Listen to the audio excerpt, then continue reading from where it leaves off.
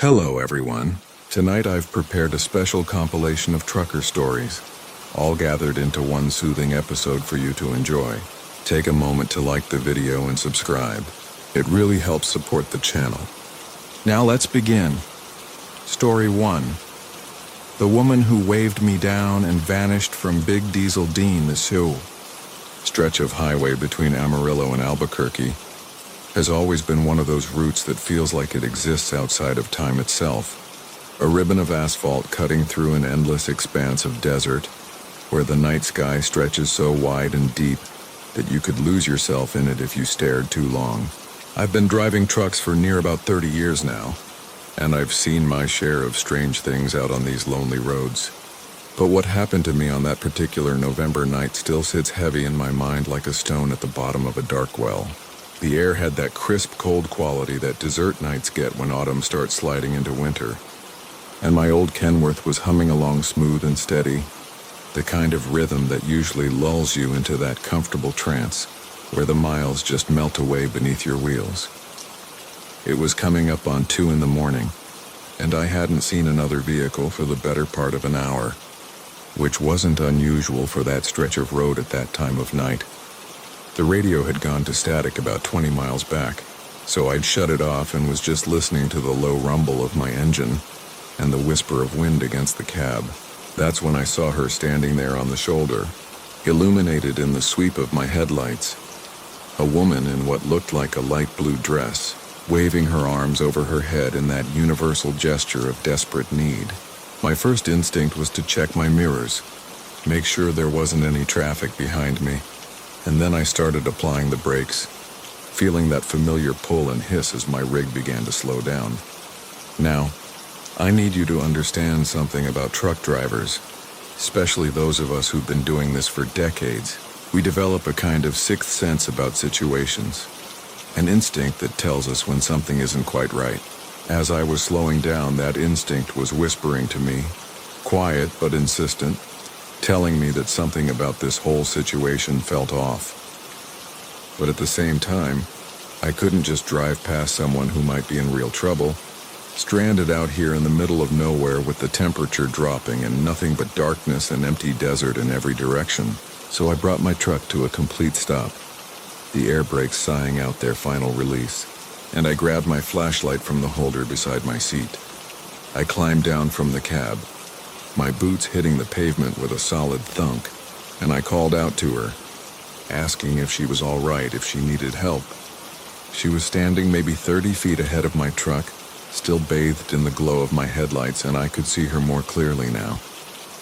She looked to be in her mid-30s, with long dark hair that hung loose around her shoulders, and that pale blue dress that seemed too thin for the cold night air. But here's the thing that really caught my attention and started that instinct screaming louder in my head. She wasn't shivering, wasn't hugging herself against the cold, wasn't showing any of the signs you'd expect from someone who'd been standing out in the desert night. She was just standing there, perfectly still now, her arms at her sides, watching me with an expression I couldn't quite read. I took a few steps toward her, my flashlight beam cutting through the darkness. And I asked her again if she needed help, if her car had broken down somewhere nearby. She didn't answer right away, just kept looking at me with those eyes that seemed too dark, too deep, like looking into wells that went down forever. Then she spoke, and her voice had a quality to it that I can't quite describe, like it was coming from very far away even though she was standing right there in front of me. She said she'd been waiting for someone, that she knew I would stop, that I was kind and that kindness was rare on these roads. The way she said it made my skin prickle with goosebumps that had nothing to do with the cold air. I asked her where she needed to go, told her I could call for help if she had a cell phone that wasn't working, maybe give her a ride to the next town if that's what she needed. But she just shook her head slowly, that long dark hair moving like it was underwater, and she said something that still echoes in my mind years later. She said that she'd been on this road for a very long time, longer than I could imagine, and that she was looking for someone who'd left her behind.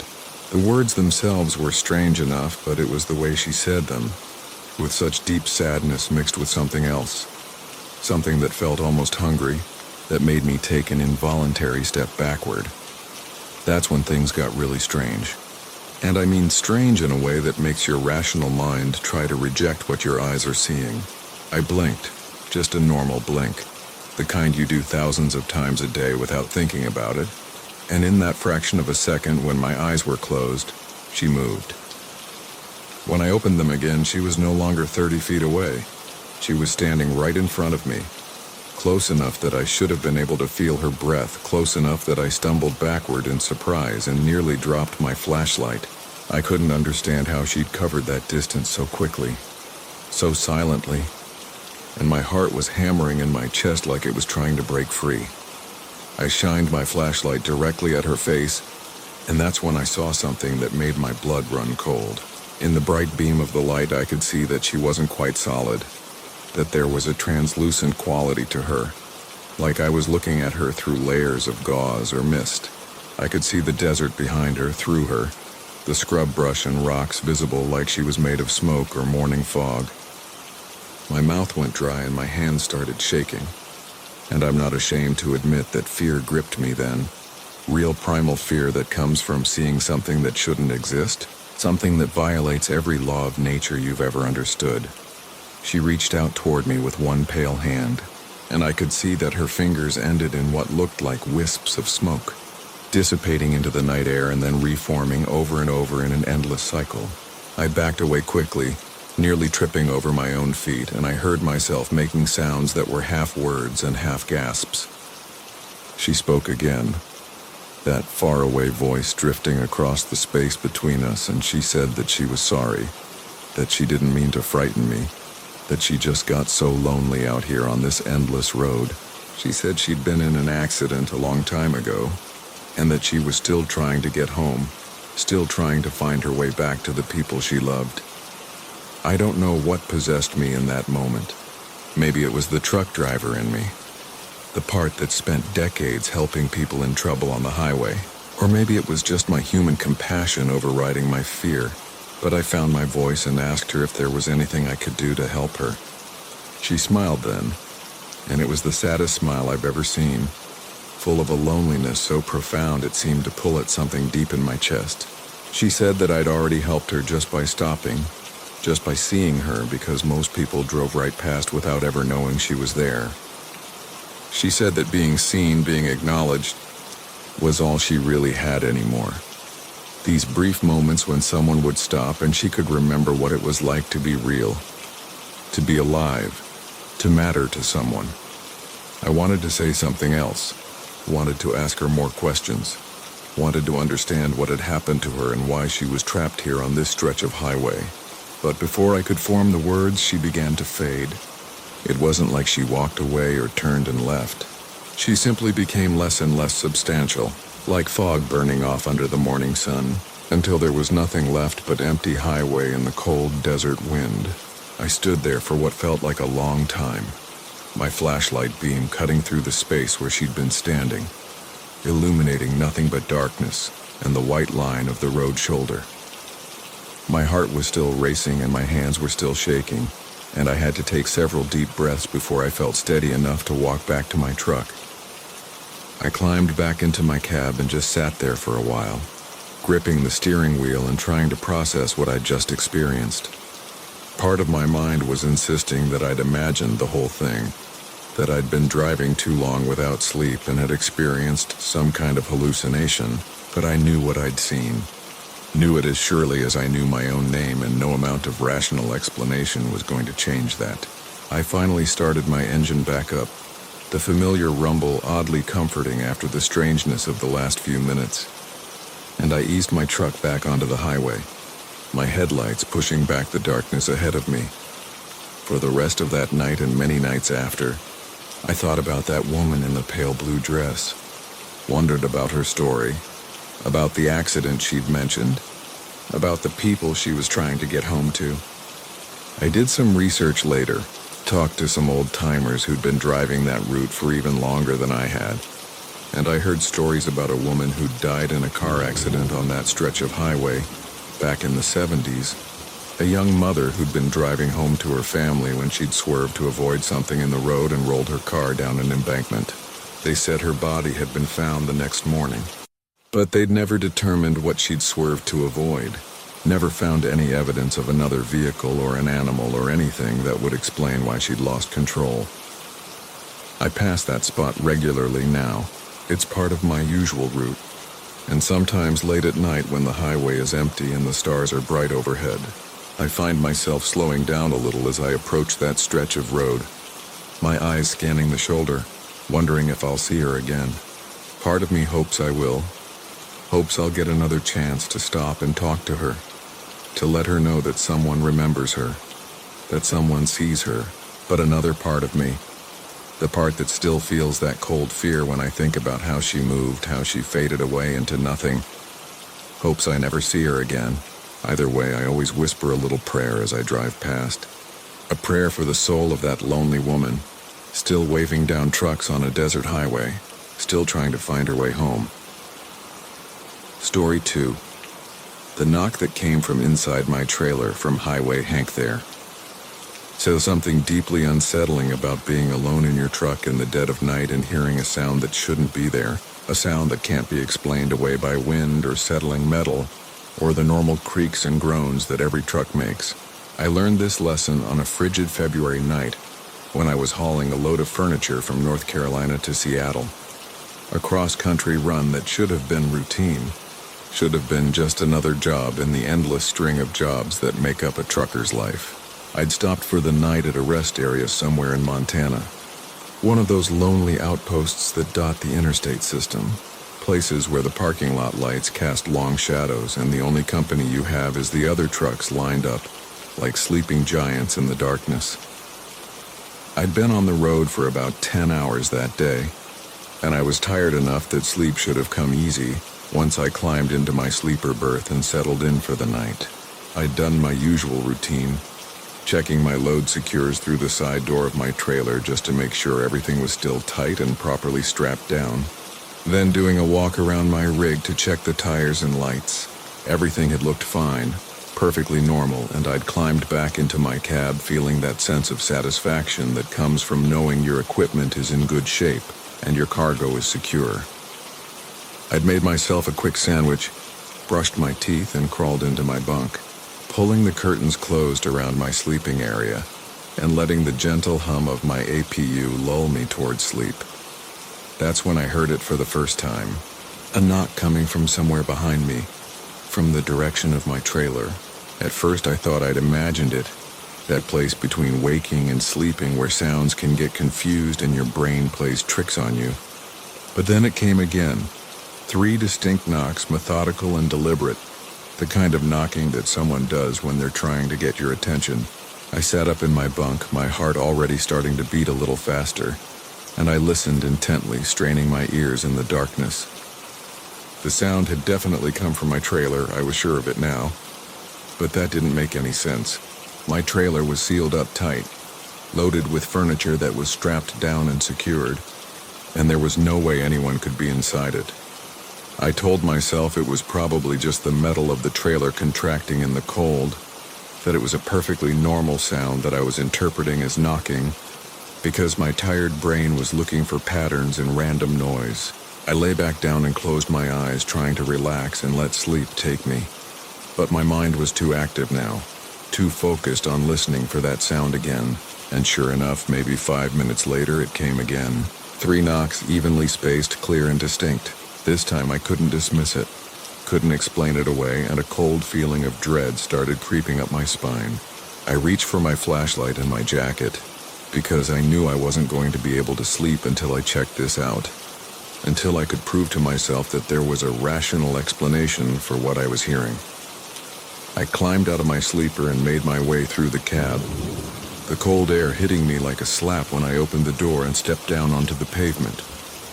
The rest area was quiet except for the distant hum of other trucks running their engines, and the parking lot lights created pools of harsh illumination separated by deep shadows. I walked along the length of my trailer, my flashlight beam playing over the aluminum sides, checking the doors at the back to make sure they were still properly sealed and locked. Everything looked exactly as it should, the seals unbroken, the locks secure, No signs that anyone had tampered with my trailer or tried to break in. I stood there in the cold, my breath forming clouds in the frigid air, and I felt foolish for letting a few random sounds spook me so badly. But as I was standing there, preparing to head back to my cab and try to get some sleep, I heard it again. This time I was standing right next to the trailer, and there was no mistaking it, no way to explain it away. The knocking was coming from inside, from somewhere in the middle section of the trailer, and it was accompanied by a new sound, a kind of dragging or scraping noise, like something heavy being pulled across the floor. The hair on the back of my neck stood up and my hands started to shake. Not from the cold, but from the sudden surge of adrenaline that comes from pure, instinctive fear. I pressed my ear against the side of the trailer, my heart hammering so loud I could hear it in my ears, and I listened. For a long moment there was nothing, just the ambient sounds of the rest area and my own breathing, rapid and shallow. Then I heard it again. Not knocking this time, but something worse, something that made my blood run cold. It was a voice. Muffled and distant, but unmistakably a voice calling out words I couldn't quite make out, but that carried a tone of desperate pleading. I jerked away from the trailer like I'd been burned, stumbling backward and nearly dropping my flashlight. My mind was racing, trying to make sense of what I was hearing, trying to find some logical explanation that didn't involve the impossible. I thought about calling the police, but what would I tell them? That I was hearing voices and knocking from inside my sealed trailer? They'd think I was crazy or drunk or pulling some kind of prank. I thought about waking up some of the other drivers, but the same problem applied. What would I say that wouldn't make me sound like I'd lost my mind? So instead, I made a decision that I'm still not sure was brave or stupid. I was going to open that trailer and see for myself what was inside, even though every instinct I had was screaming at me to just get in my truck and drive away as fast as I could. I walked around to the back of the trailer, my hands shaking so badly I could barely work the lock, and I broke the seal and started opening the doors. The hinges creaked in the quiet night, a sound that seemed unnaturally loud, and I shined my flashlight into the dark interior of the trailer. Furniture was stacked and strapped down exactly as I'd left it. Couches and tables and chairs all secure and properly loaded. Nothing out of place. Nothing that could account for the sounds I'd been hearing. I climbed up into the trailer, my flashlight beam cutting through the darkness, and I started making my way toward the middle section where the knocking had seemed to come from. The air inside the trailer was cold and still, and there was a smell I hadn't noticed before, something musty and old that made my nose wrinkle. I checked behind every piece of furniture, looked in every space where someone or something could be hiding, but I found nothing. The trailer was empty except for the cargo, exactly as it should be. I was starting to think I really had imagined the whole thing, that stress and exhaustion had gotten to me and created sounds that weren't really there, but then my flashlight beam fell on something that made me freeze in place, something that shouldn't have been there, and that changed everything. There on the floor of the trailer, in a clear space between two pallets of furniture, were marks. Not scuff marks or dirt or anything that could have been there from loading, but handprints. Perfect, clear handprints pressed into a thin layer of dust on the trailer floor as if someone had been crawling or dragging themselves across that space. But here's what made it truly terrifying. The handprints weren't leading to anywhere or coming from anywhere. They just appeared in that one spot. A cluster of them overlapping each other like someone had been trying desperately to gain purchase, to pull themselves forward. And in the dust next to the handprints, written in shaky letters, was a single word: help. I don't remember climbing out of that trailer. Don't remember closing and locking the doors again. Don't remember walking back to my cab. The next thing I was fully aware of was sitting in my driver's seat with the engine running, and my hands gripping the steering wheel so tight my knuckles were white. I sat there for a long time trying to decide what to do, trying to convince myself that there was a rational explanation for what I'd seen. Maybe someone had been in the trailer before I picked up the load. Maybe those handprints had been there all along and I just hadn't noticed them. But I knew that wasn't true, knew it in my bones, because I'd checked that trailer carefully before I left and the floor had been clean. As dawn started to break and the sky began to lighten from black to gray, I made my decision. I was going to drive to the nearest way station and ask them to inspect my load, tell them I suspected someone might have stowed away in my trailer even though I knew how crazy that would sound. But when I got to the way station 2 hours later and they opened up my trailer to inspect it, the handprints were gone. The floor was completely clean, not a trace of dust or marks or anything that would prove what I'd seen. The inspector gave me a strange look and asked if I was feeling all right. And I just nodded and said I must have been mistaken, must have been seeing things in the dark. I completed that delivery to Seattle, and I completed hundreds of deliveries after it, but I've never forgotten that night in the Montana rest area.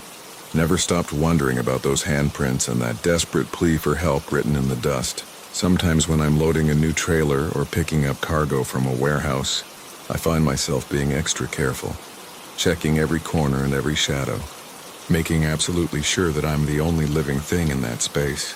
And on quiet nights when I'm alone in my sleeper berth, I sometimes hear sounds that might be nothing more than metal settling and wind moving, or might be something else entirely, something that I stopped trying to explain away a long time ago. Story 3, the CB voice asking for help. From the grave, from Rusty Rick. The CB radio has been a trucker's constant companion for decades now, a lifeline that connects us across the miles, lets us warn each other about traffic and weather and speed traps, lets us share jokes and stories and occasionally just hear another human voice in the lonely hours of the night.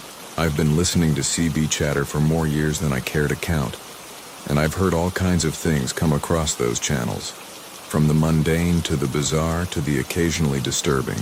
But I never heard anything quite like what came through my speakers on a rain-soaked October night when I was hauling through the back roads of Louisiana, trying to avoid a major accident that had shut down the interstate. The rain was coming down in sheets, the kind of heavy downpour that makes your wipers almost useless and turns the road into a black mirror that reflects your headlights back at you in confusing patterns. I was taking it slow, maybe 40 miles an hour, my hands tight on the wheel and my eyes straining to see the road ahead through the wall of water. The CB had been quiet for the last hour or so, which wasn't unusual for these back roads late at night. Most of the big trucks stuck on that interstate waiting for them to clear the accident. I had the volume turned up though, just in case anyone came through with an update or a warning about conditions ahead, and I was listening to the steady hiss of static between occasional bursts of distant, unintelligible chatter from channels too far away to make out clearly. That's when I heard it. A voice cutting through the static so clearly it made me jump in my seat. It was a male voice, young-sounding, maybe mid-20s, and it was calling out a handle I didn't recognize. Gator Jim, he called himself, and he was asking if anyone could hear him, if anyone was out there on Channel 19. Now, normally I might not have responded, might have just listened to see if someone else picked up the call, but there was something about the voice that caught my attention, an edge of desperation or fear that made my trucker instincts kick in. So I grabbed my microphone and keyed up, told him I could hear him, asked him what his 20 was and if he needed help. The response came back almost immediately, but with a wash of static that made some of the words hard to make out. He said he was on Highway 49, about 10 miles south of some town whose name got lost in the interference, and he said he'd had an accident. His truck had gone off the road, he said, and he was hurt. Needed help badly, asked if I could call someone or come find him. I asked him if he'd already called 911, told him that should be his first priority if he was injured, but his response sent a chill down my spine. He said his cell phone wasn't working, said he couldn't get a signal, and then he said something that didn't make sense. He said he'd been trying to call for help for hours, but nobody was answering. Nobody could hear him. I told him I could hear him just fine, that his signal was coming through clear, and I asked him for more details about his location. Any landmarks or mile markers he could see that would help me or emergency services find him. But his responses were getting stranger, more confused. He kept saying it was so dark that he couldn't see anything. that the water was rising and he was trapped in his cab. I asked him what he meant about water rising, whether he'd gone off the road into a bayou or a drainage ditch, and he said yes. Said the water was up to his chest now and he was so cold, so tired. Asked me to please hurry and find him before it was too late. My heart was racing now and I was already looking for a place to pull over so I could call 911 myself. Get proper emergency services out there to find this guy. But then he said something that made my blood run cold and my hands freeze on the wheel. He gave me the date, told me it was September 15th, and asked me why nobody had come looking for him yet. Why I was the first person to answer his calls. The problem was it wasn't September 15th. It was October 23rd, more than a month later. I keyed up my microphone and told him it was late October now, and I asked him if he was sure he had the date right, if maybe he'd been confused because of his injuries. There was a long pause, nothing but static, and then his voice came back, but it sounded different now, more distant, more filled with a kind of horror and realization that made my skin crawl. He said my name even though I'd never told him my name, and he asked me if I could really hear him, if I was really there. I confirmed that yes, I could hear him, that I was really there and really trying to help him. And then he said something that I still hear in my nightmares, his voice breaking up with static and what might have been sobs. He said that he'd drowned, that he'd been trapped in his truck and the water had kept rising and nobody had come in time, and he couldn't understand why he was still here, still trying to call for help. I wanted to tell him that couldn't be true, that he was confused or injured or suffering from hypothermia, but the words wouldn't come. Because deep down in that place where we know things we can't explain, I believed him. I believed that somehow, impossibly, I was talking to someone who had died weeks ago, someone whose spirit or essence or whatever you want to call it was still trapped in that moment, still desperately trying to get someone to hear his call for help. I asked him his full name, asked him for details that might help me find out what had happened to him, and he gave them to me, his voice fading in and out like a radio signal losing strength. Then he asked me something that broke my heart. He asked me if I would tell his family that he was sorry, that he'd tried so hard to stay awake, to keep his head above water, to wait for help that never came. He asked me to tell them that he loved them and that he'd been thinking of them at the end. And then before I could respond, before I could promise him that I would do what he asked, his voice cut out completely, replaced by nothing but the empty hiss of static. I called out to him, keyed my microphone over and over, begged him to come back to answer me, but there was nothing. The channel was dead, as silent as a grave. I pulled over at the next exit I could find, my hands shaking so badly I could barely hold my phone, and I called 911. I told them about the CB conversation, about the name and details the voice had given me, about Highway 49 and the accident. The dispatcher was patient with me, probably thought I was some kind of crank caller, but she said she'd look into it and call me back. When she did, 20 minutes later, her voice had lost its professional skepticism and had taken on a tone of careful concern. She asked me how I'd known about the accident, how I'd gotten the victim's name and details. I explained about the CB conversation, and there was a long silence on the other end of the line. Finally, she told me that there had indeed been an accident on Highway 49 about 5 weeks ago, matching the date the voice had given me. A young trucker named Jim Gaddier, who went by the handle Gator Jim, had missed a curve in a heavy rainstorm and driven his truck into a deep drainage canal. By the time emergency services had found him the next day, based on his truck being reported overdue, he'd already drowned. They found his CB microphone still in his hand, they told me, like he'd been trying to call for help right up until the end. I thanked the dispatcher and hung up. And then I sat there in my truck at that rest stop for a long time, trying to process what had happened, trying to understand how I'd received a call for help from a man who'd died more than a month before. I kept my promise to him. I found out about his funeral service, which had been held weeks earlier, and I reached out to his family through a mutual friend in the trucking community. I told them as gently as I could about the CB conversation, about their son's last words of love for them. I don't know if they believed me. Don't know if it brought them comfort or just opened up their grief again. But I felt like I owed it to that voice in the darkness, to that young trucker who died alone and scared in the rising water. Now, whenever I'm driving at night and the CB is quiet, I sometimes think about him and wonder if he's still out there somewhere, still trying to call for help, still trapped in that last desperate moment. And I always keep my radio on, volume turned up, just in case someone else needs help, whether they're calling from this world or the next. Story 4. The gas station attendant without eyes from Flatbed Frank. There are certain places you pass on the highway that become familiar landmarks over the years. Places where you know you can get good coffee or clean restrooms or a friendly face to break up the monotony of endless miles. But there are also places that you avoid if you can. Places that carry a feeling of wrongness that you can't quite explain, but that your instincts tell you to stay away from. For me, there was a gas station on a lonesome stretch of desert highway in Nevada that I'd driven past dozens of times over the years without ever feeling the need to stop, even when my fuel gauge was showing near empty and my bladder was complaining. About the last 3 cups of coffee I'd downed it was one of those old-style stations that looked like it had been built sometime in the 1950s and never updated, with ancient pumps that probably couldn't even process credit cards, and a small building that might have been white once, but had faded to a dingy gray under decades of desert sun. The parking lot was cracked asphalt with weeds growing through, and the few times I'd driven past during daylight hours, I'd never seen more than 1 or 2 vehicles there. Usually local beaters that looked as worn down as the station itself. The place always gave me an uncomfortable feeling, though I couldn't have told you why.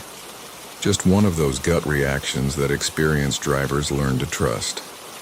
But on this particular night, fate or bad planning or just plain bad luck conspired to force me to stop at that station. I'd misjudged my fuel consumption and the distance to the next town, a rookie mistake that I should have known better than to make. And my fuel gauge was pushing into the red zone with the low fuel light glaring at me from the dashboard like an angry eye. The next station was still 40 miles down the road according to my GPS, and I knew I wasn't going to make it that far. So when that familiar dingy building appeared in my headlights like some desert apparition, I swallowed my irrational reluctance and pulled into the parking lot, my truck's diesel engine rumbling in the quiet night. The station looked even more desolate up close, the fluorescent lights over the pumps flickering and buzzing with that insect sound that dying lights make, casting a sickly greenish glow over everything. There was only one other vehicle in the lot, an ancient pickup truck that looked like it might have been blue once upon a time but was now more rust than paint. The windows of the station building were dark except for one weak light near what I assumed was the register, and I couldn't see any movement inside. For a moment I considered just leaving, trying to coast to the next station on fumes and prayers. But my practical side overruled my instincts and I shut off my engine and climbed down from the cab. The air outside felt wrong somehow, too still and too warm even for a desert night, and there was a smell I couldn't quite place, something organic and unpleasant beneath the usual petroleum scent of a gas station. I walked over to the pumps and stood there looking at them, trying to figure out how to even start them since there were no card readers and no instructions visible in the dim light. That's when I heard the door of the station building open with a creak that sounded unnaturally loud in the quiet, and I turned to see a figure emerging from the darkness inside. It was a man, or at least it had the shape of a man, dressed in what might have been an attendant's uniform, though it was hard to tell in the poor light. He moved stiffly, like his joints didn't quite work right, and he was heading toward me with a slow, deliberate walk that reminded me uncomfortably of how movie zombies move. I called out a greeting, trying to sound casual and friendly, and asked him if he could turn on the pump so I could fuel up.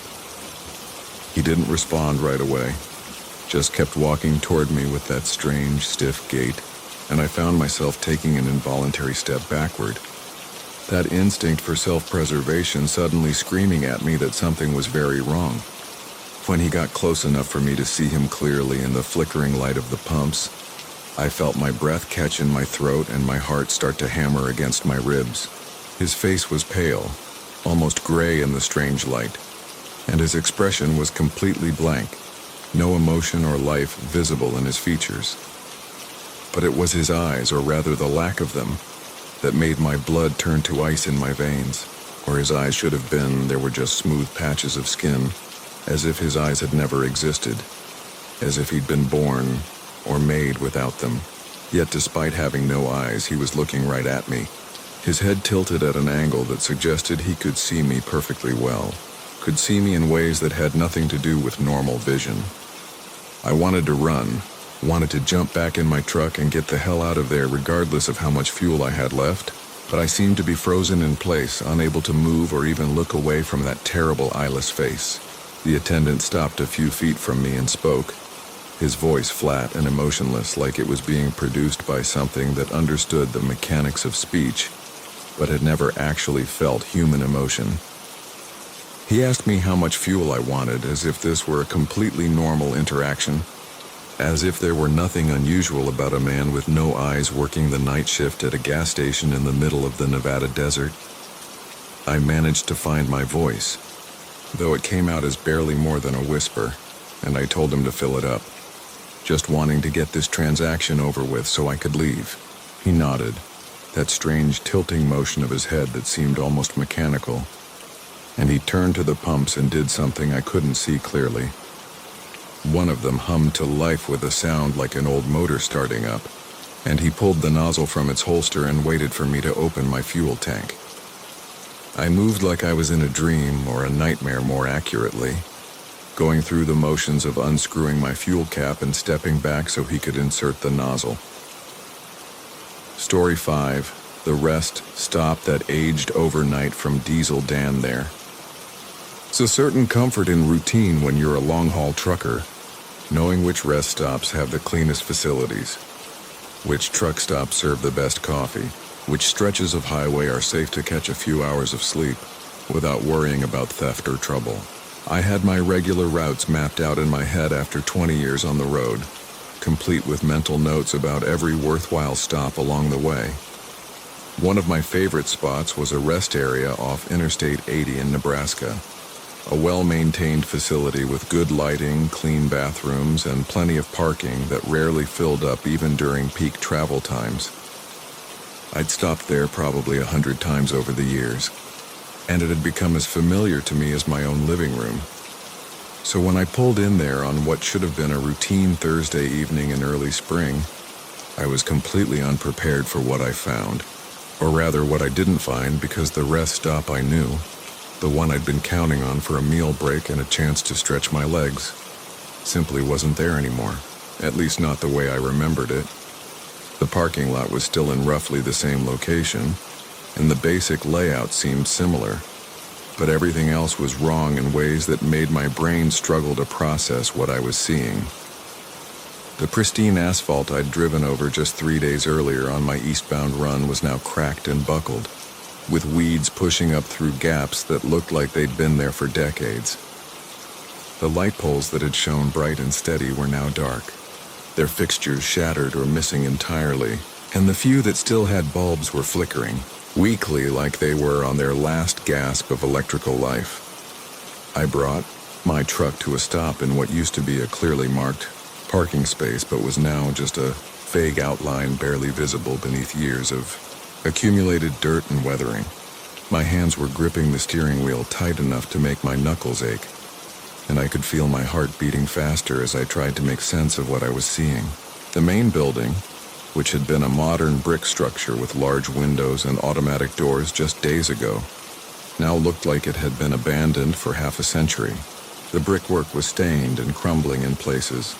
The windows were either broken or so covered with grime that you couldn't see through them, and the doors hung at odd angles on rusted hinges, one of them completely detached and lying on the ground amid scattered debris.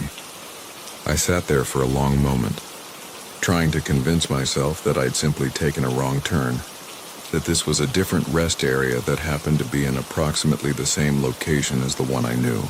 But my GPS was showing me exactly where I should be, and I could see the mile markers and highway signs that confirmed this was indeed the right place. The interstate itself looked normal enough, cars and trucks passing by at their usual speeds. The road surface showing the typical wear you'd expect, but nothing out of the ordinary.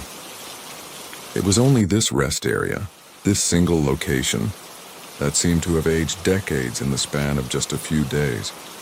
My curiosity was warring with my sense of self-preservation, and I'm not proud to admit that curiosity won. I shut off my engine and climbed down from my cab, my boots crunching on gravel and broken glass as I approached the ruined building. The air smelled wrong, not just the usual rest stop combination of exhaust fumes and bathroom chemicals, but something deeper and more disturbing, like decay and abandonment, and time itself had concentrated here. As I got closer to the building, I could see details that made the wrongness even more apparent. There were old, faded posters on what remained of a bulletin board near the entrance, advertising events and road conditions from what looked like the 1970s, based on the graphic design and the prices listed. But I could remember seeing current posters on that same board just 3 days ago. Announcements about construction projects and safety campaigns that were definitely from this decade. The broken door creaked ominously as I pushed it further open, and I called out to see if anyone was inside, if there was some caretaker or homeless person who might explain what had happened here. My voice echoed in the empty space, and no answer came back except the sound of wind moving through broken windows and the skitter of small debris being pushed across the floor. I pulled out my phone and turned on the flashlight, the beam cutting through the dusty gloom to reveal an interior that looked like something from a post-apocalyptic movie. The floor tiles were cracked and missing in places, exposing concrete underneath that was stained with substances I didn't want to identify. The walls were covered in graffiti and water damage, and sections of the ceiling had collapsed, leaving exposed beams and dangling wires. What had been a row of modern vending machines was now just empty metal frames, corroded and gutted, their glass fronts long since shattered and their contents vanished into the past. The drinking fountain I'd used countless times was still recognizable, but covered in a thick layer of rust and mineral deposits that suggested decades of disuse. I made my way carefully toward where the restrooms should be, stepping over fallen ceiling tiles and unidentifiable debris, my light revealing more evidence of extreme age and abandonment with every step. The restroom doors were hanging open, and I could see that the fixtures inside were in the same state of decay. Toilets broken and stained, sinks pulled partially away from walls, mirrors cracked or missing entirely. But here's what really got to me, what made my skin crawl and my rational mind start to fracture under the weight of the impossible. On the wall of what had been the men's room, someone had scratched graffiti into the tile, probably with a knife or some other sharp object. The message was simple and dated, the kind of thing you see in rest stops all over the country.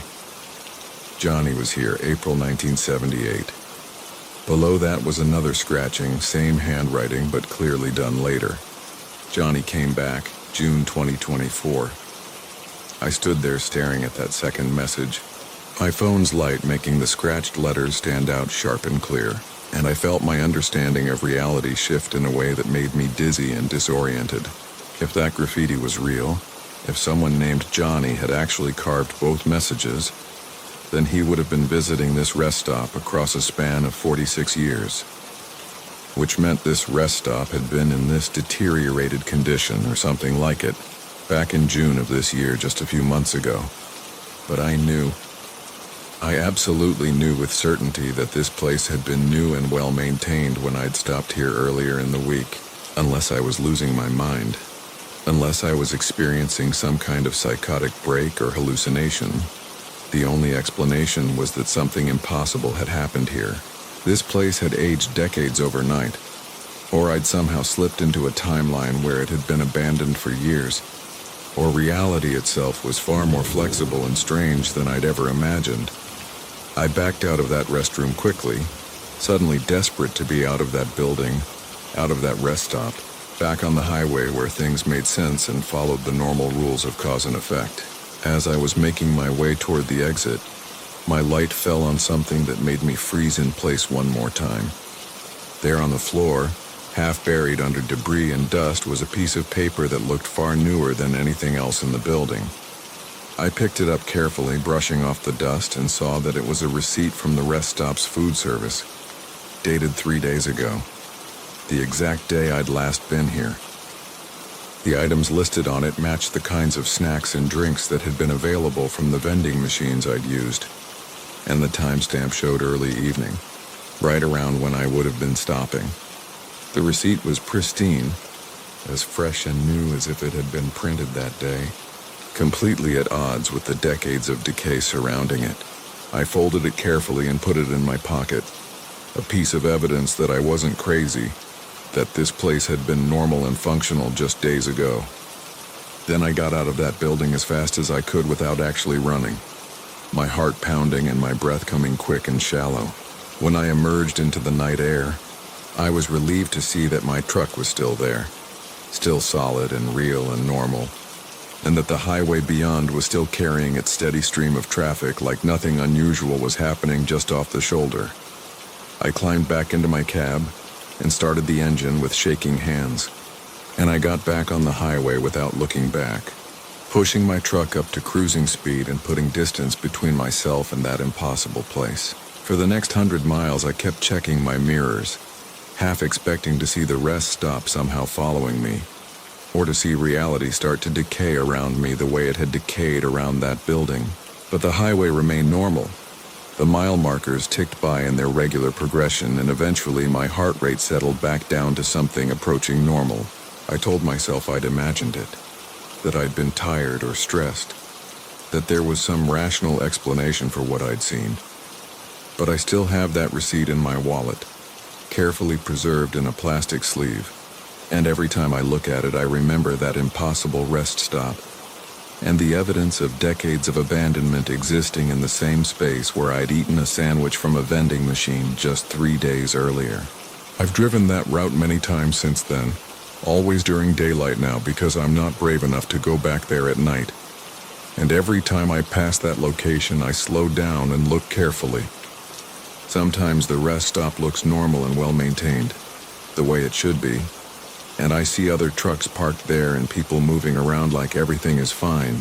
But sometimes, maybe one trip out of every 5 or 6, it looks abandoned and decayed exactly as I saw it that night. And on those occasions I see my truck is the only one slowing down to look, the only one that seems to notice anything wrong. I've talked to other drivers about it, casually bringing up that rest stop in conversation and watching their reactions. Most of them know it and have no complaints, say it's a good place to take a break, clean and safe and convenient. But a few of them, a very few, get a strange look in their eyes when I mention it, and they change the subject quickly or make excuses to end the conversation. I think they've seen it too, seen that impossible decay, seen evidence that time doesn't always flow the way we think it does, that there are places where the normal rules break down, and the world shows you things that shouldn't be possible. I don't stop there anymore, even when it looks normal, even when I'm tired and need a break. I'd rather drive an extra hour to the next rest area than risk finding myself in that place again.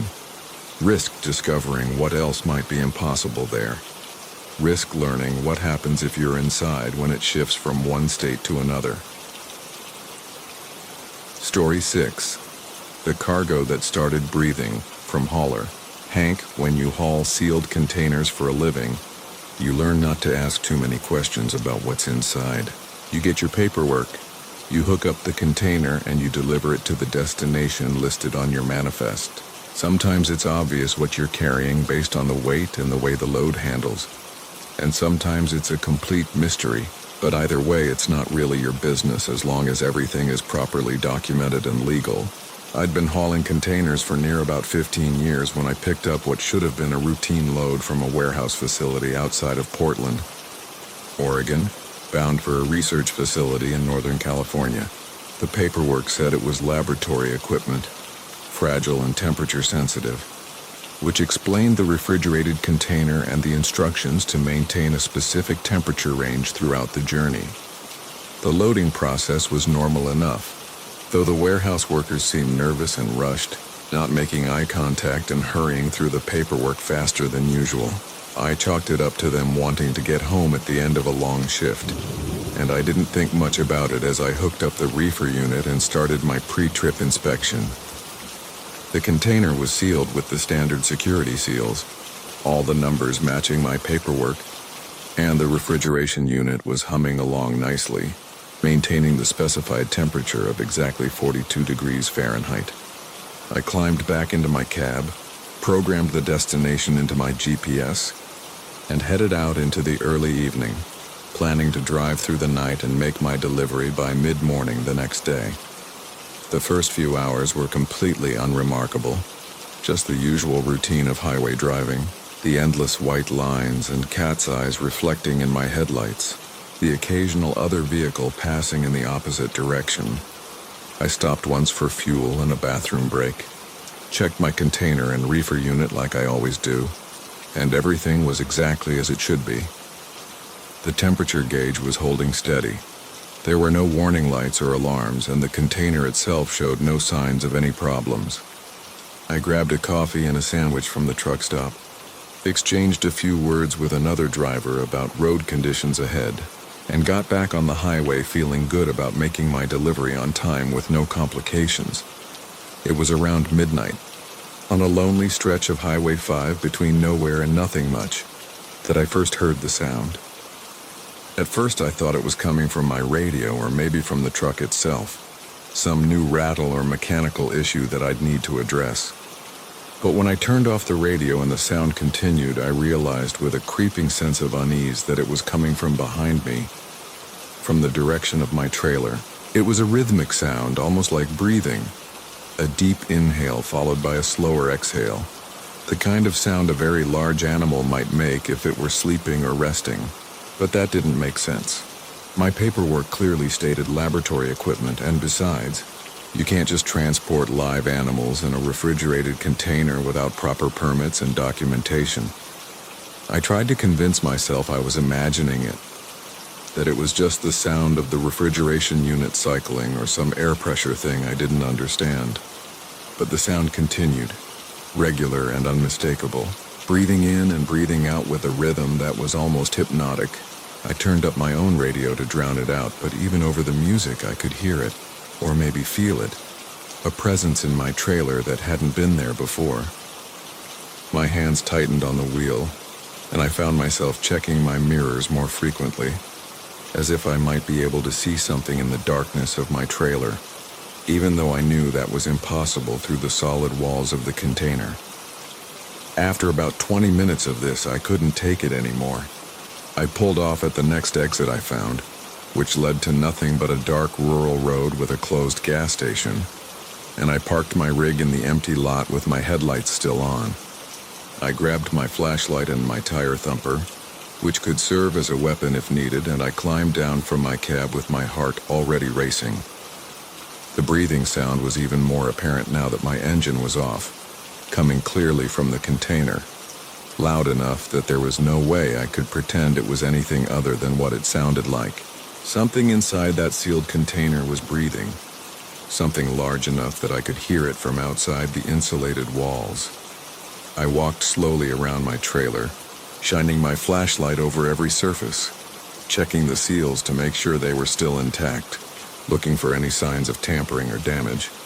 Everything looked exactly as it should, the seals unbroken, the container showing no signs of any problems. But that breathing continued, steady and deep, and now that I was close to the container I could feel it too, a subtle vibration in the metal walls that corresponded to each breath. I pressed my hand against the cold metal of the container and felt it clearly, the expansion and contraction that matched the rhythm of the breathing, as if the container itself were alive, as if the cargo inside were so large it filled the entire space. I should have called someone right then, should have contacted the company or the shipper or even the police, but I was afraid of sounding crazy, afraid of trying to explain that my cargo of laboratory equipment had started breathing.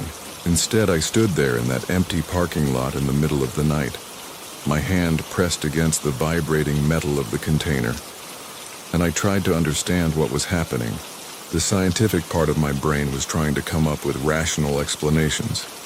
maybe some kind of mechanical equipment that cycled in a way that mimicked breathing, maybe some pressure system or climate control that I wasn't familiar with. But the primitive part of my brain, the part that still remembered what it was like to be prey, was screaming at me that there was something alive in that container, something that shouldn't be there, something that might be waking up. That's when the breathing pattern changed. Up until then, it had been slow and steady, the breathing of something at rest or asleep. But suddenly it became faster, more agitated, and it was accompanied by a new sound that made my blood run cold. It was a scraping sound, like something hard dragging against the metal walls of the container from the inside. And it was moving, traveling from one end of the container toward the other, as if whatever was inside had started to move around. I jerked my hand away from the container and backed up several steps, my flashlight beam shaking because my hand was trembling so badly. The scraping continued, and now I could hear something else. A low rumbling sound that might have been a growl or might have been something I had no name for. I ran back to my cab, climbing up and locking the doors behind me, even though I knew that if something was in that container, doors wouldn't matter much. I grabbed my phone and pulled up the contact information for the shipping company. But it was well after midnight, and I knew I'd only get an answering service. I called anyway, my voice shaking as I explained to the bored-sounding operator that there was something wrong with my cargo, that there was something alive in the container that shouldn't be there. She told me she'd pass along the message to the emergency contact and someone would call me back. And then she disconnected, leaving me alone in my locked cab with that breathing, scraping thing just feet away behind me. The callback came surprisingly quickly, maybe 10 minutes later. And it wasn't from anyone at the shipping company. The voice on the other end was male, calm, and professional. And he identified himself as being from the research facility where I was supposed to deliver the container. He asked me very specific questions about what I was hearing, about whether the container seals were still intact, about the temperature gauge reading on the reefer unit. When I answered his questions, there was a pause, and then he told me something that made my situation even more terrifying. He said that my cargo was indeed laboratory equipment, but it was equipment that was currently maintaining a biological sample in stasis, and if I was hearing what I thought I was hearing, it meant the stasis was breaking down, and I needed to get to the delivery point as quickly as possible. I asked him what kind of biological sample, what exactly was in my trailer that was breathing and moving around, but he wouldn't give me specifics. Just kept insisting that it was contained and safe as long as the temperature was maintained and the seals weren't broken. He told me that I should not, under any circumstances, open the container or tamper with the seals, and that I needed to continue driving to the facility where they had equipment ready to handle the situation. The way he said it, with that careful professional tone that was trying not to sound panicked, made it clear that this was a much bigger problem than he was letting on, that whatever was in my trailer was potentially dangerous enough that they'd set up a whole facility to receive it. I didn't have much choice at that point. I was contractually obligated to complete the delivery, and besides, I didn't know what else to do with a container full of some kind of biological sample that was apparently waking up or breaking out of stasis or whatever the hell was happening back there. So I started my engine, got back on the highway, and drove through the rest of that endless night with my radio turned up as loud as it would go, trying to drown out the sounds coming from my trailer. The breathing continued, sometimes slow and steady, sometimes fast and agitated, and occasionally there would be that scraping sound or a thump against the container walls that made my whole truck shake slightly. I've never been so relieved to see a destination in my entire career as I was when the research facility finally came into view in the gray light of early morning. It was a nondescript building surrounded by high fences and security checkpoints, and there was a whole team of people in protective suits waiting for me at the loading dock.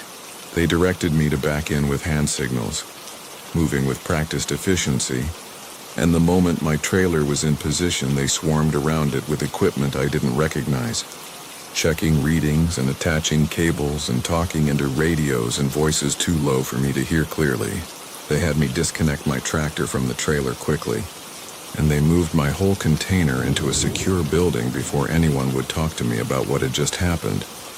When someone finally did come to debrief me and get my signature on various documents, they were tight-lipped about the details, but offered me a significant bonus, payment for completing the delivery under difficult circumstances and for not opening the container, despite the disturbances I'd experienced. They also had me sign a non-disclosure agreement with language so serious and threatening that it was clear they didn't want me talking about this to anyone, ever. I took their money and signed their papers and got out of there as fast as I could. And I never asked what was in that container. Never tried to find out what biological sample required refrigeration and stasis and a whole secure facility to handle it. Some things I learned that night are better left unknown. Better left in sealed containers handled by people who know what they're doing.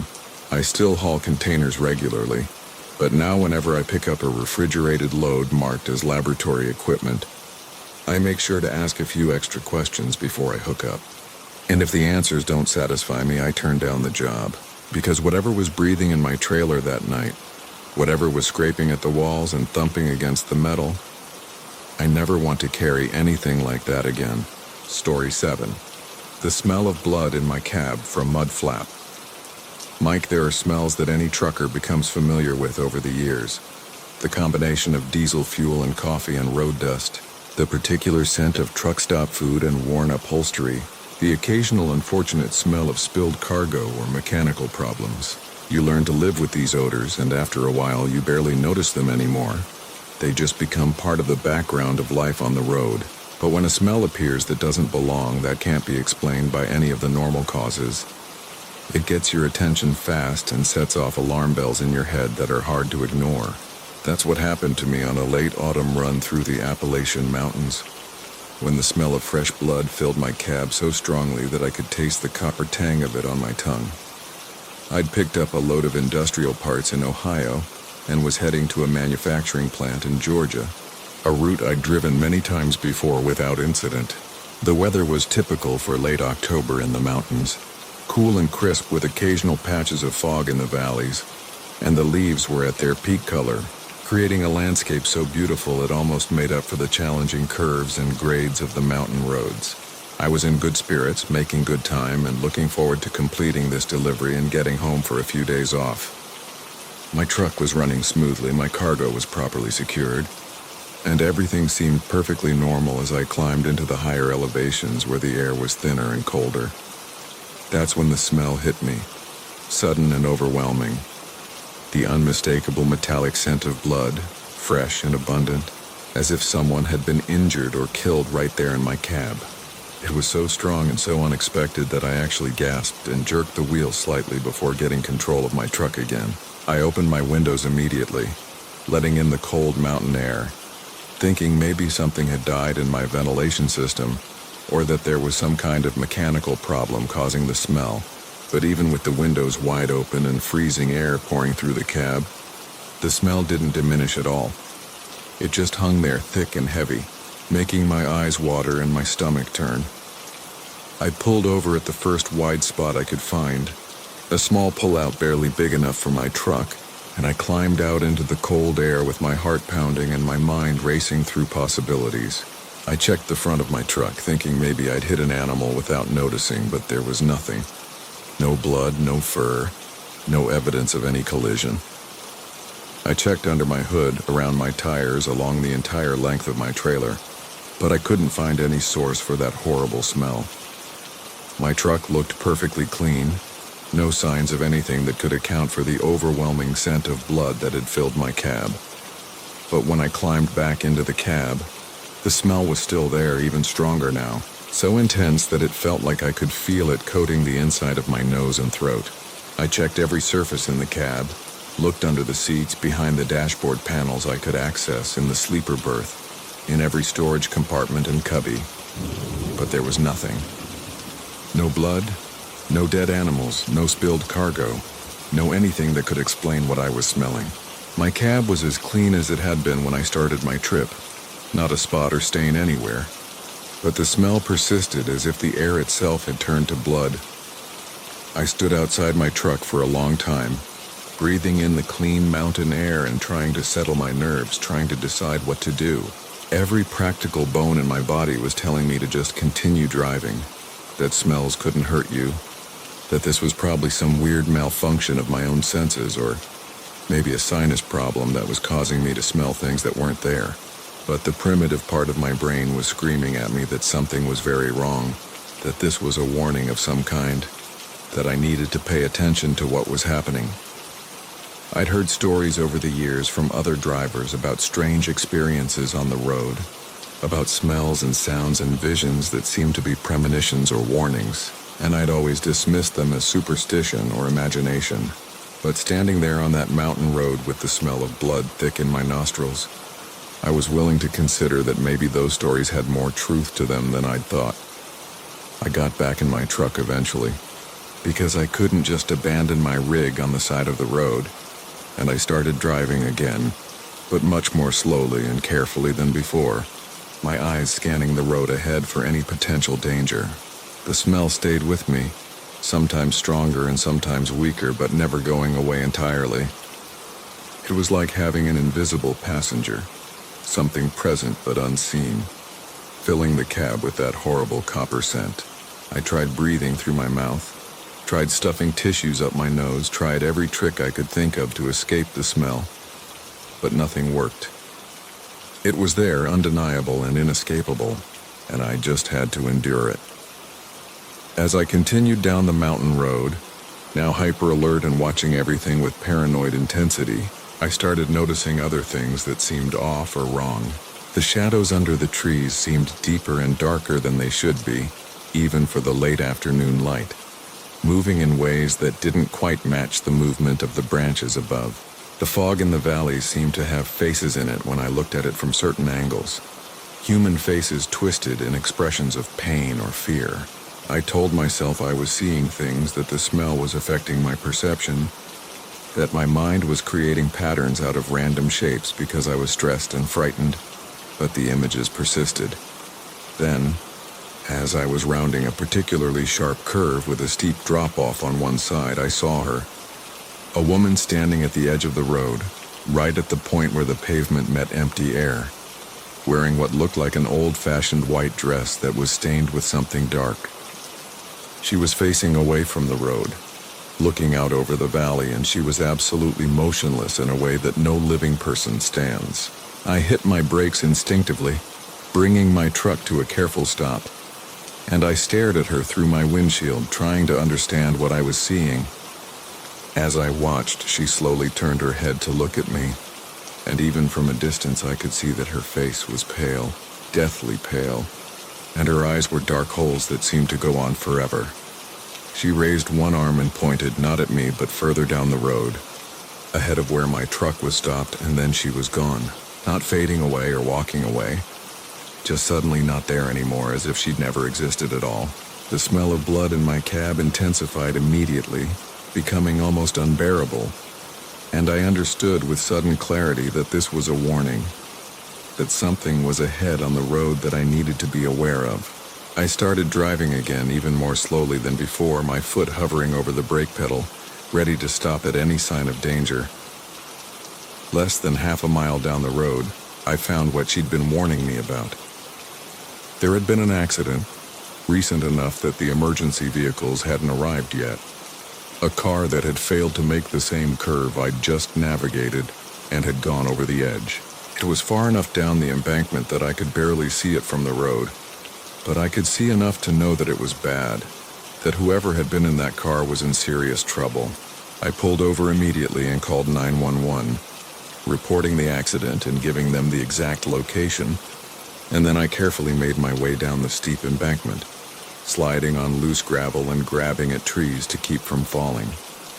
The car had rolled multiple times and come to rest against a large tree, its roof crushed and its windows shattered. There was blood on the steering wheel and the dashboard, and I could see someone still inside, slumped over and not moving. I called out, asking if anyone could hear me, and I saw slight movement, a hand reaching weakly toward the broken window. I managed to get close enough to check for a pulse, and found one, weak but present. and I stayed there talking to the person inside, keeping them conscious and calm until I heard sirens approaching from above and saw emergency responders making their way down to us.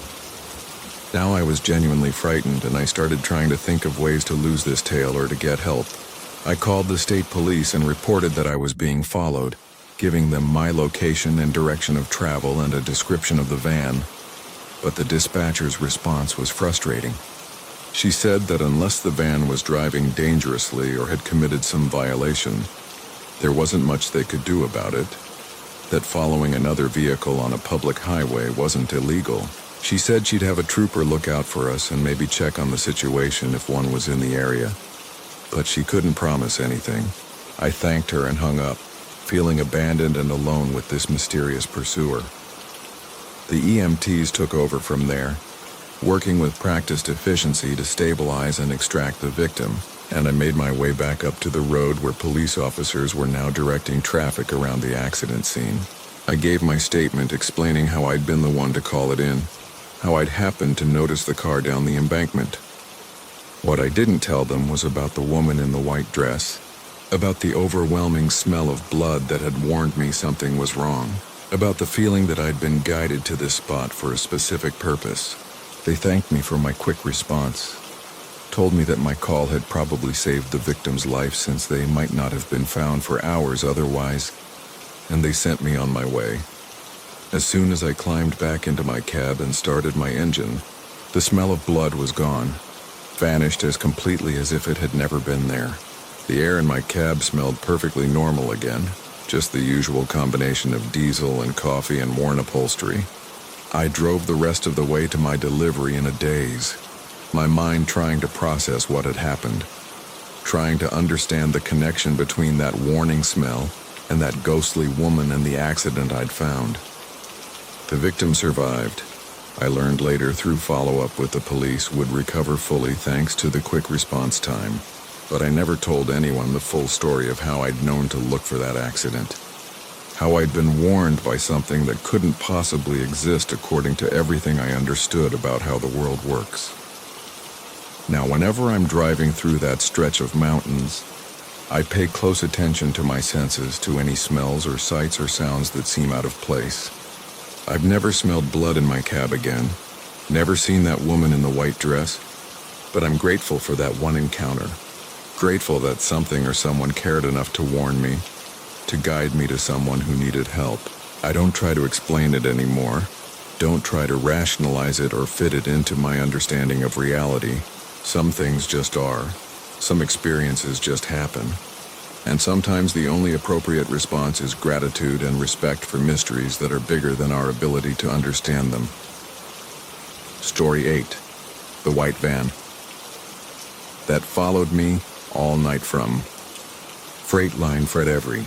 Trucker develops a kind of road awareness over the years, an ability to track the vehicles around you almost subconsciously, to notice patterns and changes in traffic flow, to identify vehicles that are driving erratically or suspiciously. It's a survival skill, really, because being aware of your surroundings can mean the difference between avoiding an accident and being involved in one.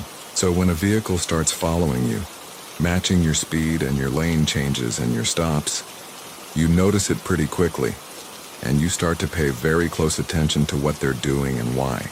That's what happened to me on a long overnight haul from Chicago to Denver, when a white van fell in behind my truck somewhere in Iowa and stayed there for the next 8 hours, following me through the darkness in a way that went far beyond coincidence or chance. I first noticed the van around 10 in the evening as I was merging onto I-80 westbound after a quick stop for fuel and coffee. It was an older model white panel van, the kind with no windows in the back and a slightly battered appearance that suggested it had seen a lot of hard use over the years.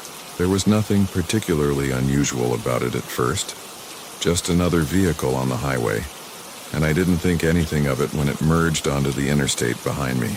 But as the miles passed and the other traffic gradually thinned out for the night, I realized that the van was still there, maintaining a consistent distance of maybe 100 yards behind my trailer, matching my speed exactly whether I was going 65 or 70 or slowing down for construction zones.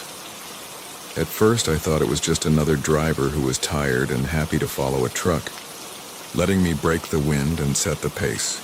Maybe even dozing off a little and using my taillights as a guide. It's not uncommon, and I didn't mind as long as they kept a safe distance.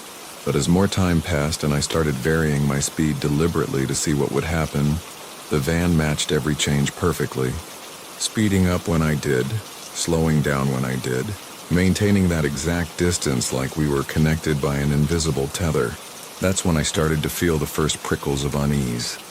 The sense that something about this situation wasn't quite right. I tried to get a better look at the van in my mirrors, tried to see who was driving, or if there were any other details that might explain why they were following me so persistently. But the van's headlights made it hard to see much beyond a vague outline of the vehicle itself. I couldn't make out the driver at all, couldn't see if there was anyone else in the vehicle, couldn't even see a license plate clearly enough to make out the numbers. It was like the van was deliberately staying in that zone where it was visible, enough that I knew it was there, but not visible enough for me to get any useful information about it. When I pulled off at a rest area around midnight, planning to take a quick break and use the facilities, I expected the van to either pass me by and continue down the highway, or to pull into the rest area as well. Instead, it did something that made my unease crystallize into actual fear. The van slowed down as if it was going to follow me into the rest area, but then at the last second it continued past the exit, and I watched in my mirrors as it pulled over onto the shoulder of the highway just past the rest area, its brake lights glowing red in the darkness.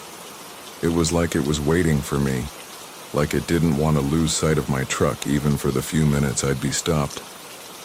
I sat in the rest area parking lot for a while, watching that distant glow of brake lights on the highway shoulder, trying to decide what to do.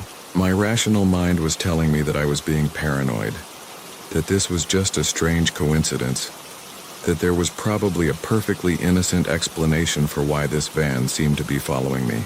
But my instincts were screaming at me that something was wrong, that I needed to take this seriously, that I needed to be careful.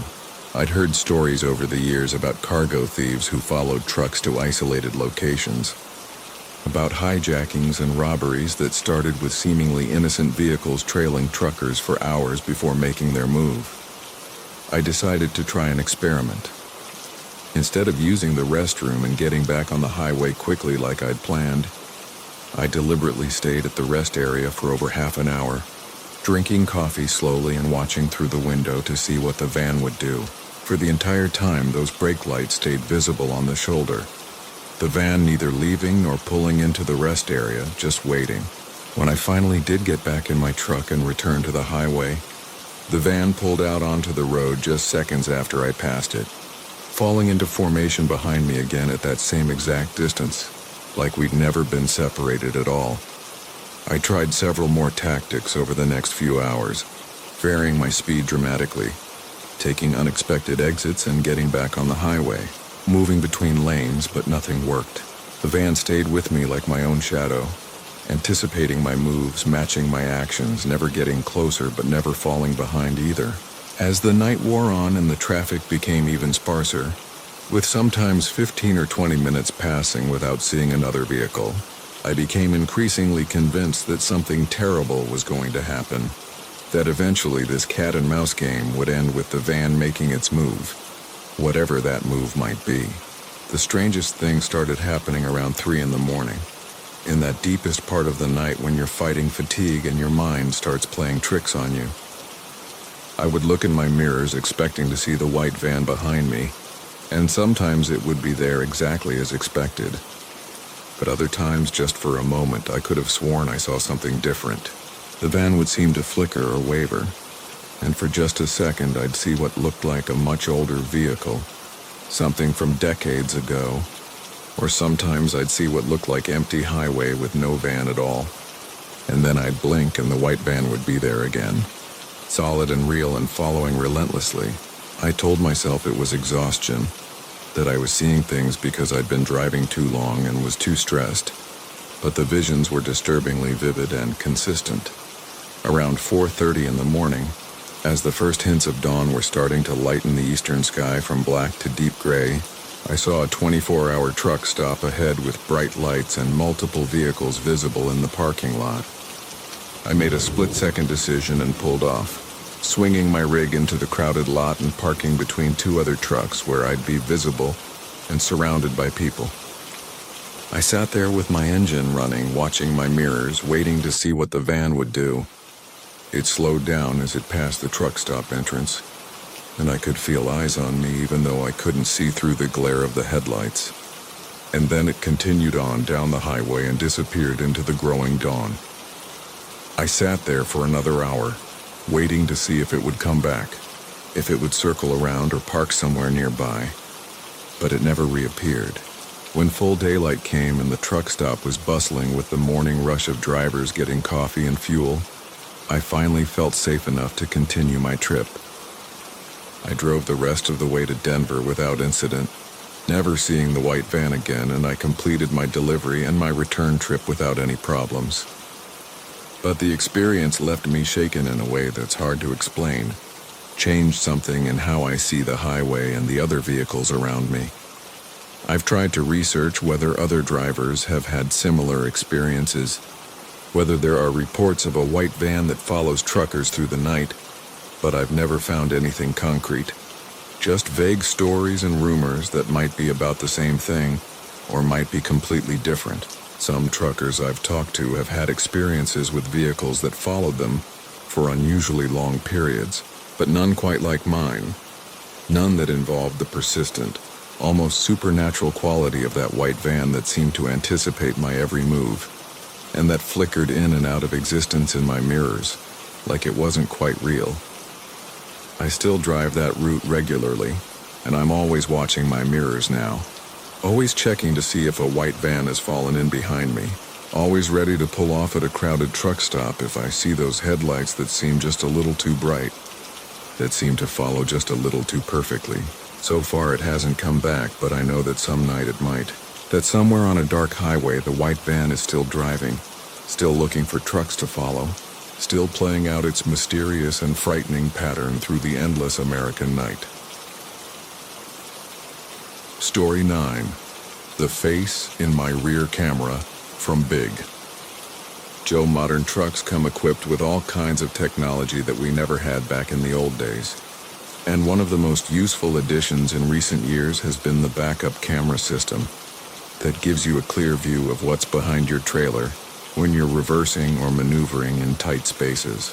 I'd been driving for 35 years before I got my first truck with a camera system, and I'll admit I was skeptical at first. Figured it was just another piece of equipment that would break down and need expensive repairs. But once I got used to having that screen mounted on my dashboard showing me exactly what was behind my rig, I couldn't imagine going back to doing everything with just mirrors. That camera saved me from countless potential accidents and made backing into tight loading docks so much easier that I wondered how I'd ever managed without it. The camera on my current rig is a good one, high definition with night vision capability, and a wide-angle lens that captures almost everything behind the trailer. It activates automatically whenever I put the truck in reverse, and the image is clear and sharp even in low-light conditions. I'd been using this particular truck and camera system for about 6 months without any problems. Just the normal, reliable performance I'd come to expect.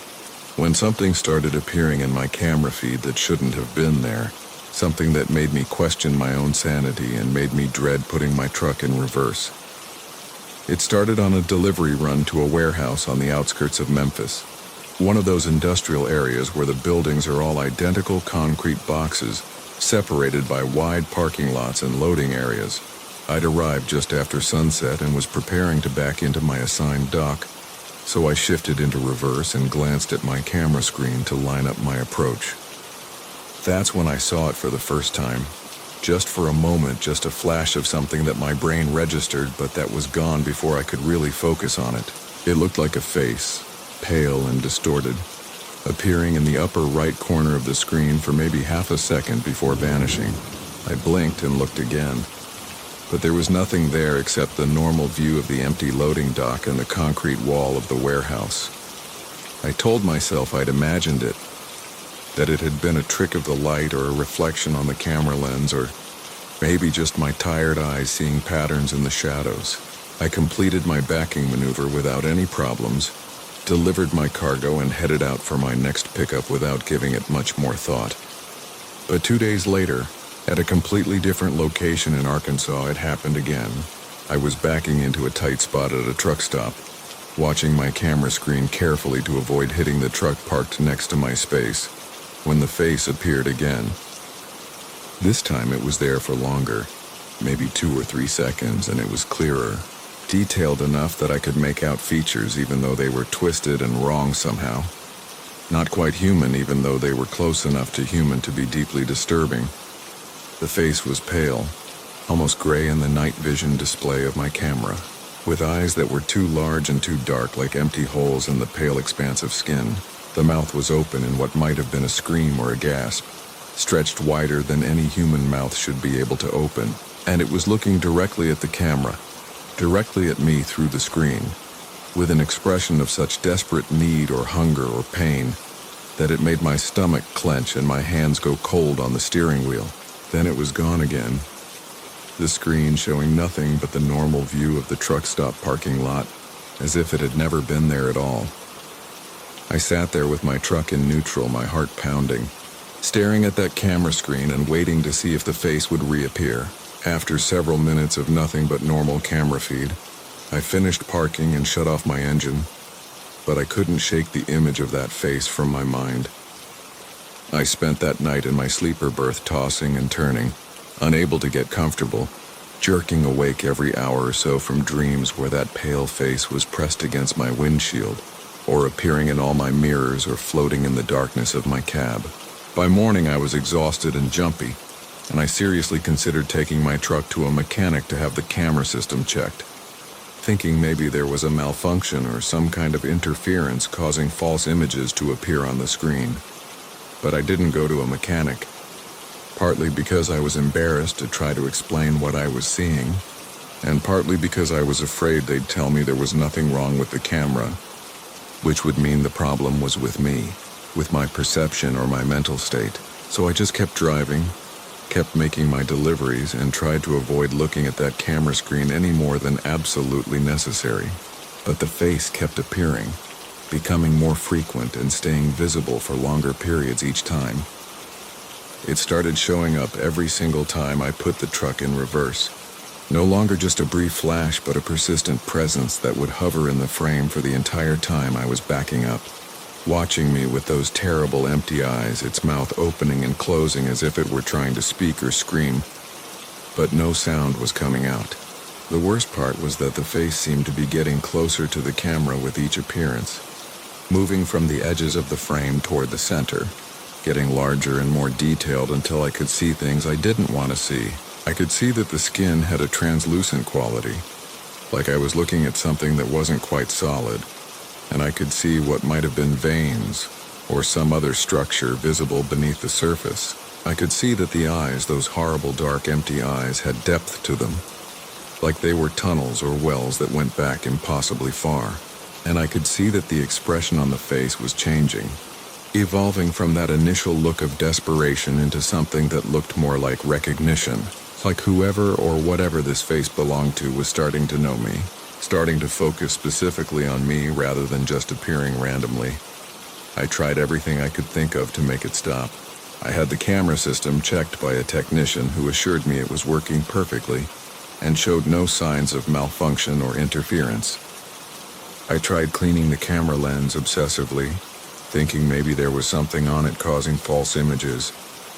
I tried different routes and different times of day, thinking maybe it was location specific or related to certain lighting conditions. Nothing made any difference. The face kept appearing, kept getting closer, kept watching me with those empty eyes every single time I shifted into reverse. Then one night at a rest area in Oklahoma, something happened that escalated the situation from disturbing to terrifying. I'd parked for the night and was settled into my sleeper berth, trying to read a book and relax before attempting to sleep, when my backup camera suddenly activated on its own. I hadn't touched the gear shift, hadn't started my engine, hadn't done anything that should have triggered the camera, but the screen on my dashboard lit up with the familiar view from the rear camera. And there in the center of the screen, filling almost the entire frame, was the face. It was closer than it had ever been before, close enough that I could see every horrible detail. And it was moving now, the mouth opening wider and wider, the eyes somehow becoming even darker and more hollow, and the whole face was pressing forward as if it were trying to push through the screen itself, trying to break through from whatever space it occupied into my cab. I scrambled out of my bunk and lunged for the dashboard, intending to turn off the screen or disconnect something or do anything to make that image disappear. But the moment my hand touched the screen, I felt something that made every nerve in my body scream with primal terror. The screen was cold, far colder than it should have been, cold enough that it almost burned my fingers and I could feel a vibration coming from it, a pulse or rhythm that felt organic like a heartbeat. The face on the screen reacted to my touch, its mouth stretching even wider in what might have been a smile or a grimace, and I jerked my hand back as if I'd been shocked. The screen went dark immediately, the camera deactivating as suddenly as it had turned on, and I was left standing there in my cab with my hand throbbing and my breath coming in quick gasps. I looked at my palm in the dim light from the parking lot outside and saw that my fingers were red, as if I'd gotten frostbite from those few seconds of contact with the screen.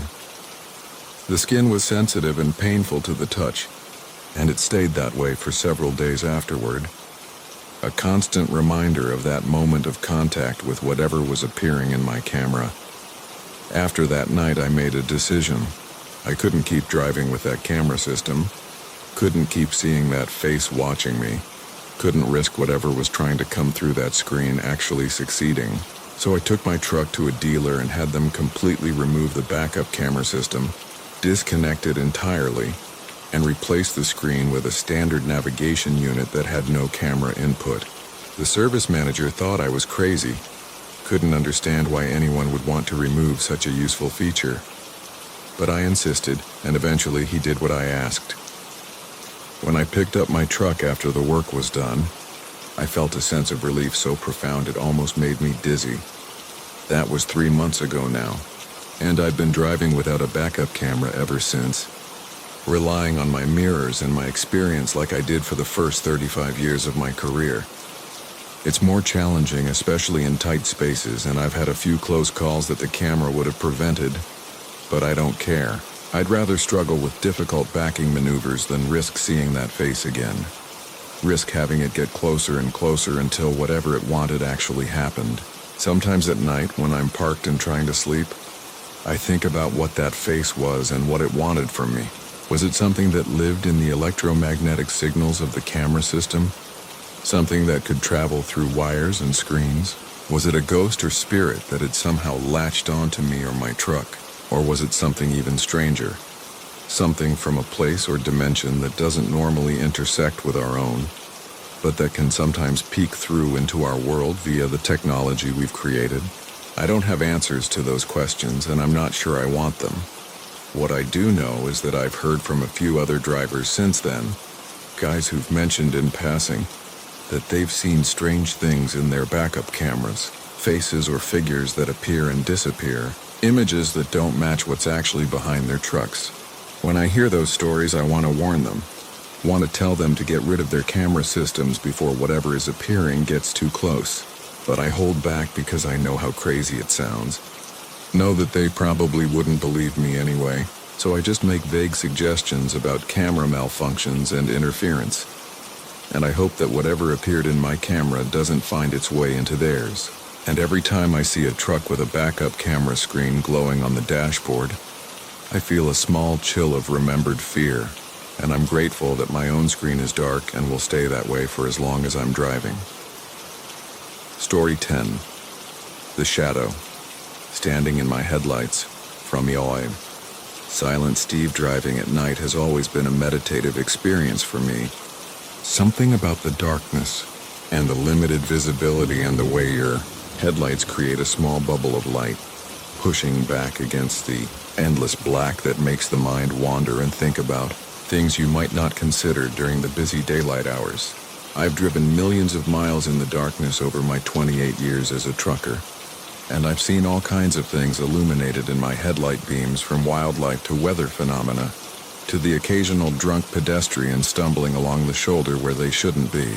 But I'd never seen anything quite like the shadow that appeared in my headlights on a moonless night in rural Wyoming.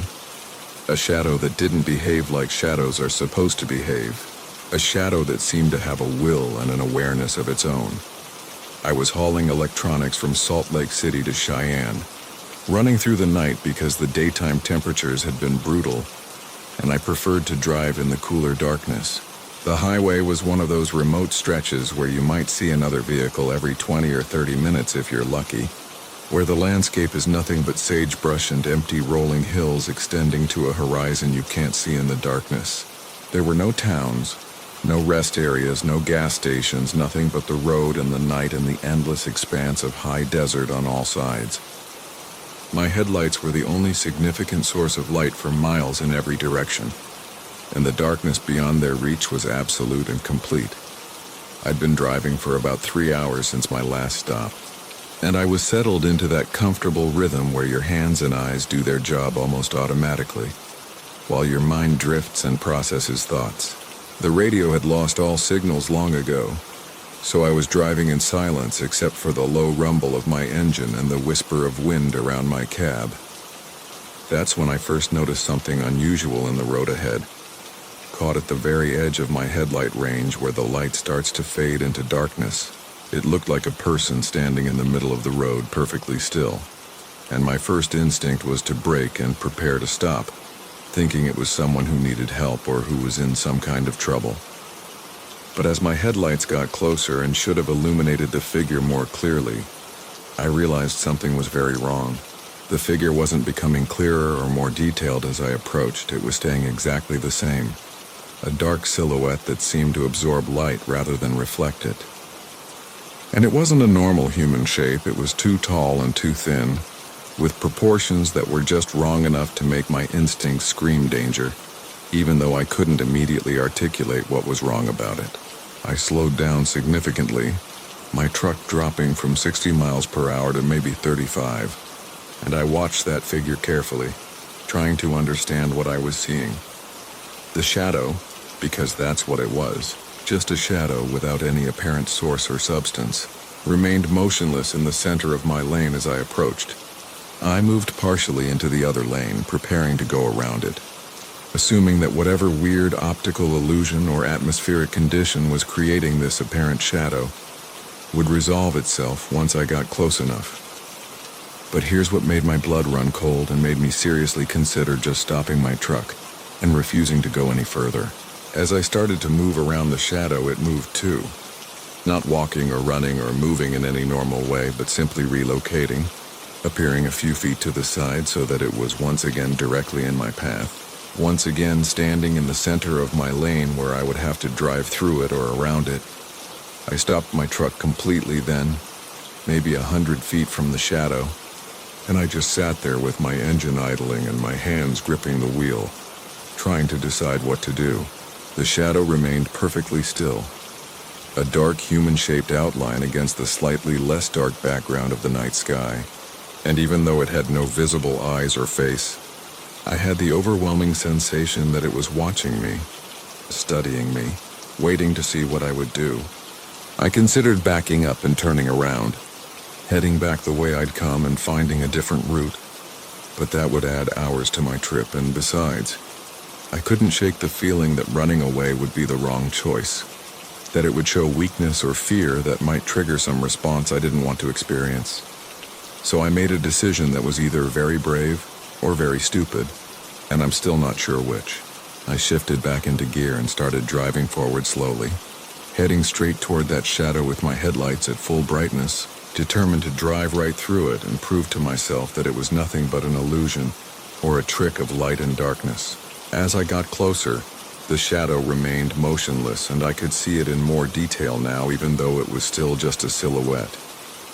It was definitely shaped like a person, but stretched and distorted, maybe 8 feet tall with arms that hung down almost to where its knees should be, and a head that was too small for its body.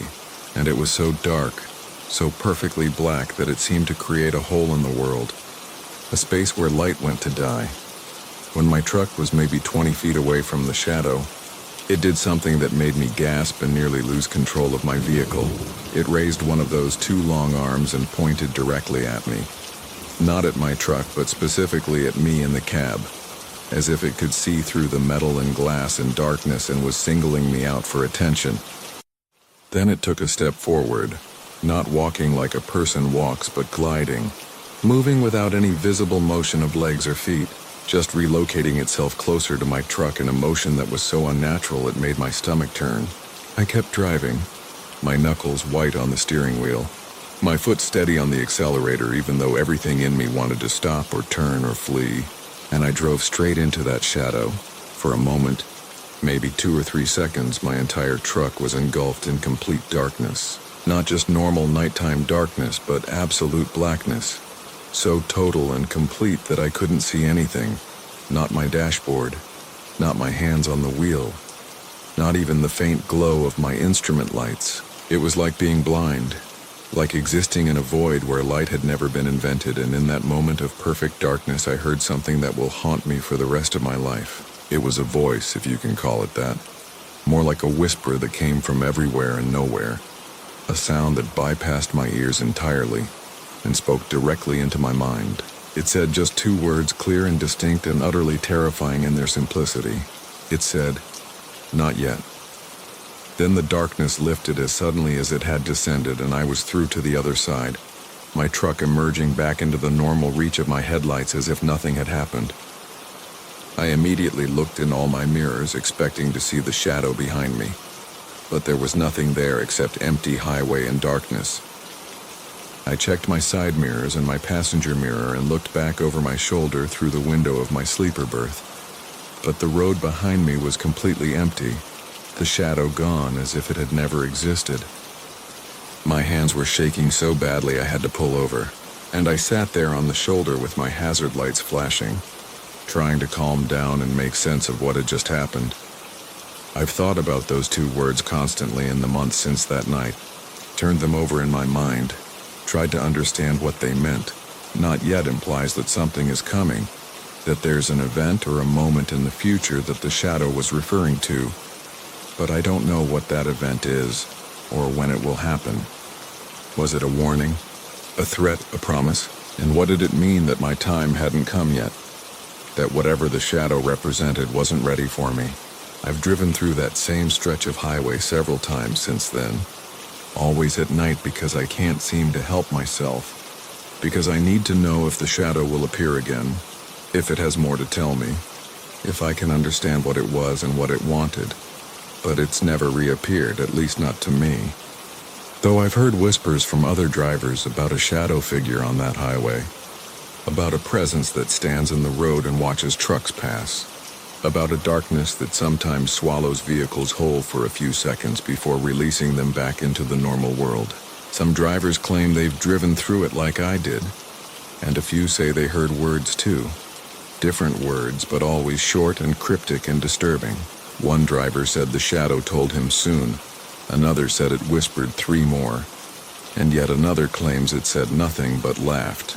A sound he described as being like static or wind or the death rattle of something that had never been alive. I don't know what the shadow is or where it comes from or why it appears on that particular stretch of Wyoming highway.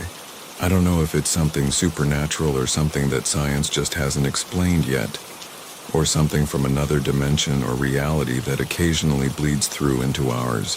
What I do know is that it's still out there, still standing in the darkness, still waiting in the headlights of unsuspecting trucks, still delivering its cryptic messages to confused and terrified drivers. And I know that someday, maybe soon or maybe years from now, those words it spoke to me will make sense. The moment it was referring to will arrive, and not yet will become now.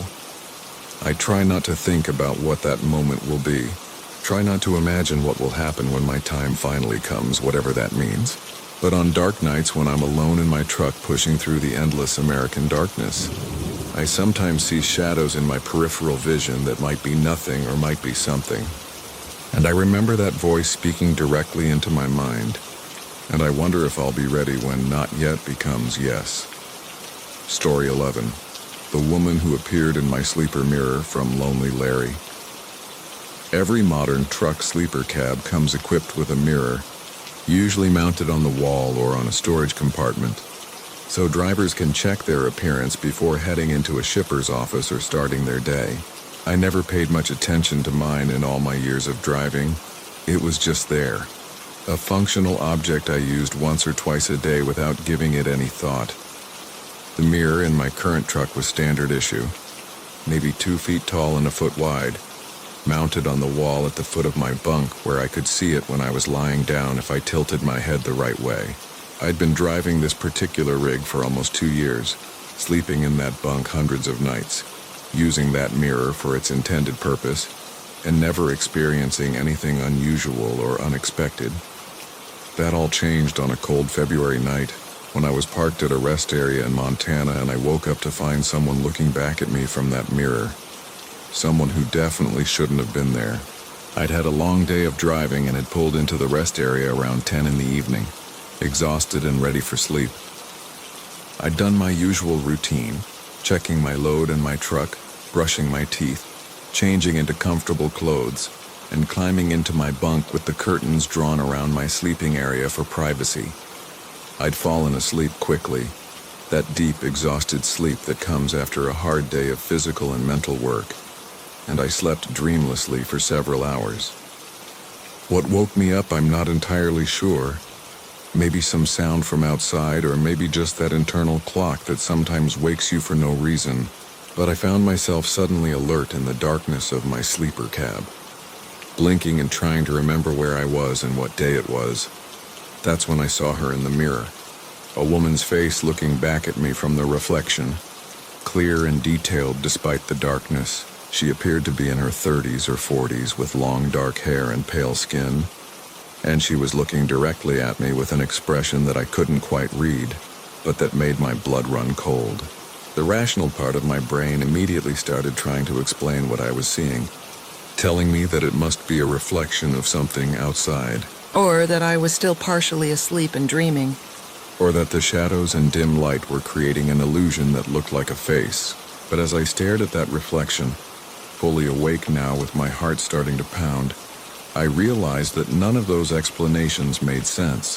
The face was too clear, too detailed, too obviously a real person looking back at me. I reached for my flashlight, which I keep by my bunk for emergencies, and I shined it directly at the mirror. In the sudden bright light, I could see the face even more clearly, and I could also see that it couldn't possibly be a reflection of anything in my sleeper cab. She was wearing clothes that I could see, an old-fashioned dress or gown of some kind, and behind her was a background that wasn't the interior of my truck, but looked like a room with wallpaper and furniture that I didn't recognize. It was as if the mirror had stopped reflecting my sleeper cab and had instead become a window into some other space, some other location entirely. And this woman was standing in that space looking through the mirror at me, just as I was looking through it at her. For several seconds we just stared at each other, me frozen in my bunk with my flashlight shaking in my hand, and her motionless in the mirror with that unreadable expression on her pale face. Then slowly, deliberately, she raised one hand and pressed it against what must have been her side of the mirror, her palm flat against the surface as if she were trying to touch me through it, or as if she were testing to see if she could push through. I could see every detail of her hand, the lines on her palm, the shape of her fingers, the way her skin pressed white against the barrier between us. And I noticed something that made my throat tighten with fear. Her hand cast no reflection in my side of the mirror, meaning this wasn't a normal reflection at all, but something else entirely, something impossible. I don't know what possessed me to do it. Maybe curiosity, or maybe just shock overriding my better judgment, but I reached out my own hand toward the mirror, moving slowly until my palm was pressed against the glass on my side, directly opposite where her hand was on her side. The mirror was cold, far colder than it should have been, cold enough that it was uncomfortable to touch. and I felt a strange vibration or tingling sensation in my fingertips, as if there were some kind of current or energy flowing through the glass. The woman's expression changed when I touched the mirror, her eyes widening slightly and her mouth opening as if she were trying to speak, though I couldn't hear any sound. I kept my hand pressed against the mirror for maybe 10 seconds, fascinated and terrified in equal measure, and I watched as the woman's lips moved, forming words I couldn't hear. I tried to read her lips, tried to understand what she was saying, and I think I caught a few words, something about help and trapped and please, but I couldn't be sure. Then suddenly she pulled her hand back and stepped away from her side of the mirror, moving backward into that room behind her, and she was shaking her head frantically as if warning me about something or telling me not to do something. Before I could react or try to understand what she was warning me about, the mirror surface rippled like water just for a moment, and then it was reflecting my sleeper cab again, showing me my own shocked face and the normal interior of my truck. The woman in her room completely vanished. I jerked my hand away from the mirror and scrambled back in my bunk, pressing myself against the far wall and staring at the mirror with wide eyes, waiting to see if she would reappear. My palm was tingling and cold where it had touched the glass, and I rubbed it against my pants leg, trying to restore normal sensation.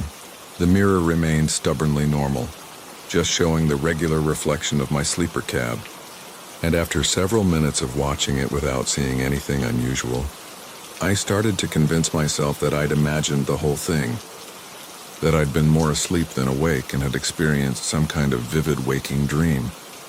But I knew that wasn't true, knew in my gut that what I'd seen had been real in some way I didn't understand, and I was too unsettled to go back to sleep.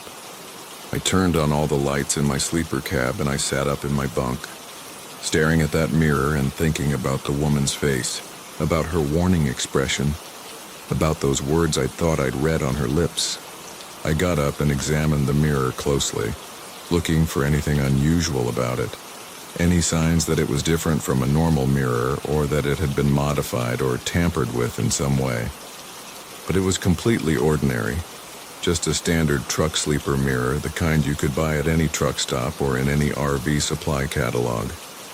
As the night wore on and dawn started to approach, I made a decision.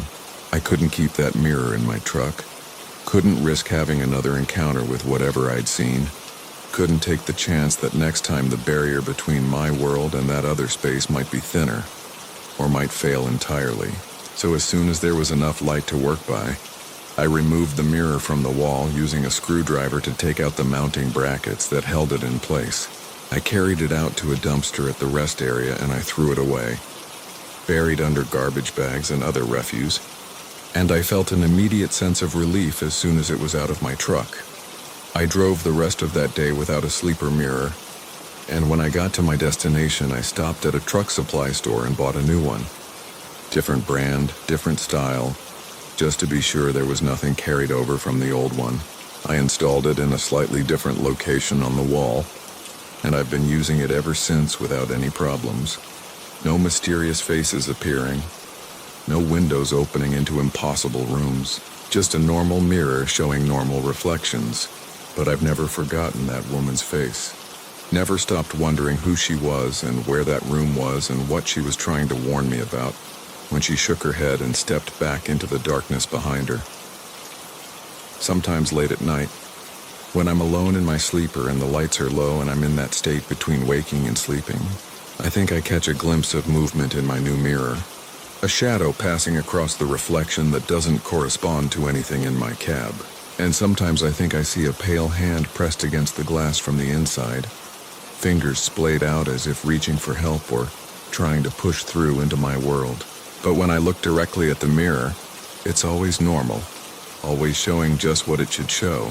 I tell myself these are just tricks of light and shadow, just my mind playing games because of that one disturbing experience, but I'm not entirely convinced. I think that mirror, the one I threw away, was something more than just glass and silver. Think it was a portal or a window or a weak point in the fabric of reality. And I think that woman is still there on the other side, still trying to reach through, still warning anyone who can see her about whatever danger lurks in that space between worlds. And I'm grateful that I got rid of that mirror when I did, before I found out what would have happened if that barrier had failed completely, before I discovered what was on the other side waiting to come through. Story 12. The truck wash that screamed from Diesel Dean. There's a truck wash just off Interstate 40 in New Mexico that I used to stop at regularly whenever I was passing through that area. A decent facility with good equipment and reasonable prices that did a thorough job of getting the road grime and bug splatter off my rig. I'd probably run my truck through that wash 20 or 30 times over the years, always with the same routine. Pull in, pay the attendant, drive into the bay, put the truck in neutral, and sit there while the automated brushes and sprayers did their work. It was a boring but necessary part of truck maintenance. 10 or 15 minutes of sitting still, while water and soap and mechanical brushes moved around your vehicle. And I usually used the time to catch up on paperwork or check messages on my phone. The wash never gave me any problems, never damaged my truck, never caused any issues beyond the typical minor inconveniences that all truck washes occasionally have. That all changed on a scorching hot afternoon in late July, when I pulled into that same truck wash I'd used dozens of times before, looking forward to getting the dust and dried mud of the last few days off my trailer. The attendant who came out to take my payment was someone I didn't recognize, a young guy who looked nervous and kept glancing back at the wash bay with an expression I couldn't quite read. When I handed him my credit card, he hesitated before taking it, and then he asked me if I was sure I wanted to use the wash today, if maybe I'd rather come back tomorrow or try a different facility. I found the question odd, but figured maybe there was some equipment problem or maintenance issue he was trying to warn me about. So I asked him what was wrong with the wash. He looked uncomfortable, shifting his weight from foot to foot and not making eye contact. And he said something about there having been some complaints lately. Some customers saying the wash was making weird noises or acting strangely. I laughed it off, told him I was sure it would be fine, that I'd used this wash many times before without problems. He shrugged and processed my payment, but as I was pulling into the bay, he called out to me, told me that if anything felt wrong or seemed off, I should just put my truck in gear and drive out immediately. Don't wait for the cycle to complete.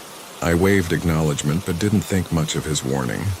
Figured he was just being overly cautious, or maybe had dealt with some difficult customers recently. I pulled my truck into position in the wash bay, lined up with the tracks that would guide the automated equipment along the length of my rig, and I put the transmission in neutral and set my parking brake like I always did. The bay doors closed behind me with their usual mechanical clang, sealing me into the enclosed space, and the pre-wash rinse started up. High-pressure water jets spraying my truck from multiple angles to loosen the dirt before the soap and brushes. Everything seemed completely normal, the same routine I'd experienced countless times before, and I settled back in my seat and pulled out my phone to check my email while the wash did its work. The soap application started, thick blue foam being sprayed onto my truck from overhead nozzles, and then the brushes activated, large rotating cylinders of heavy cloth strips that moved along the sides of my truck, scrubbing the accumulated grime from the surface. I could hear the mechanical hum of the motors driving the brushes and the slap of the wet cloth against my truck's body. Normal sounds that I'd heard 1,000 times before in 1,000 different truck washes. But then underneath those familiar sounds, I started to hear something else, something that made me look up from my phone and pay attention to what was happening around me. It was a sound that didn't belong, a vocalization that started low and quiet, but was rapidly building in volume and intensity. It sounded like screaming, like multiple voices screaming in agony or terror, though it was muffled and distorted as if coming from very far away or through water or from inside something.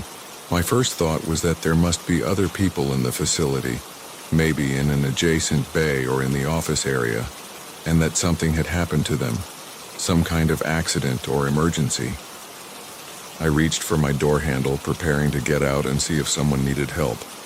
But before I could open the door, the sound increased dramatically, becoming so loud that I could hear it clearly over the noise of the wash equipment.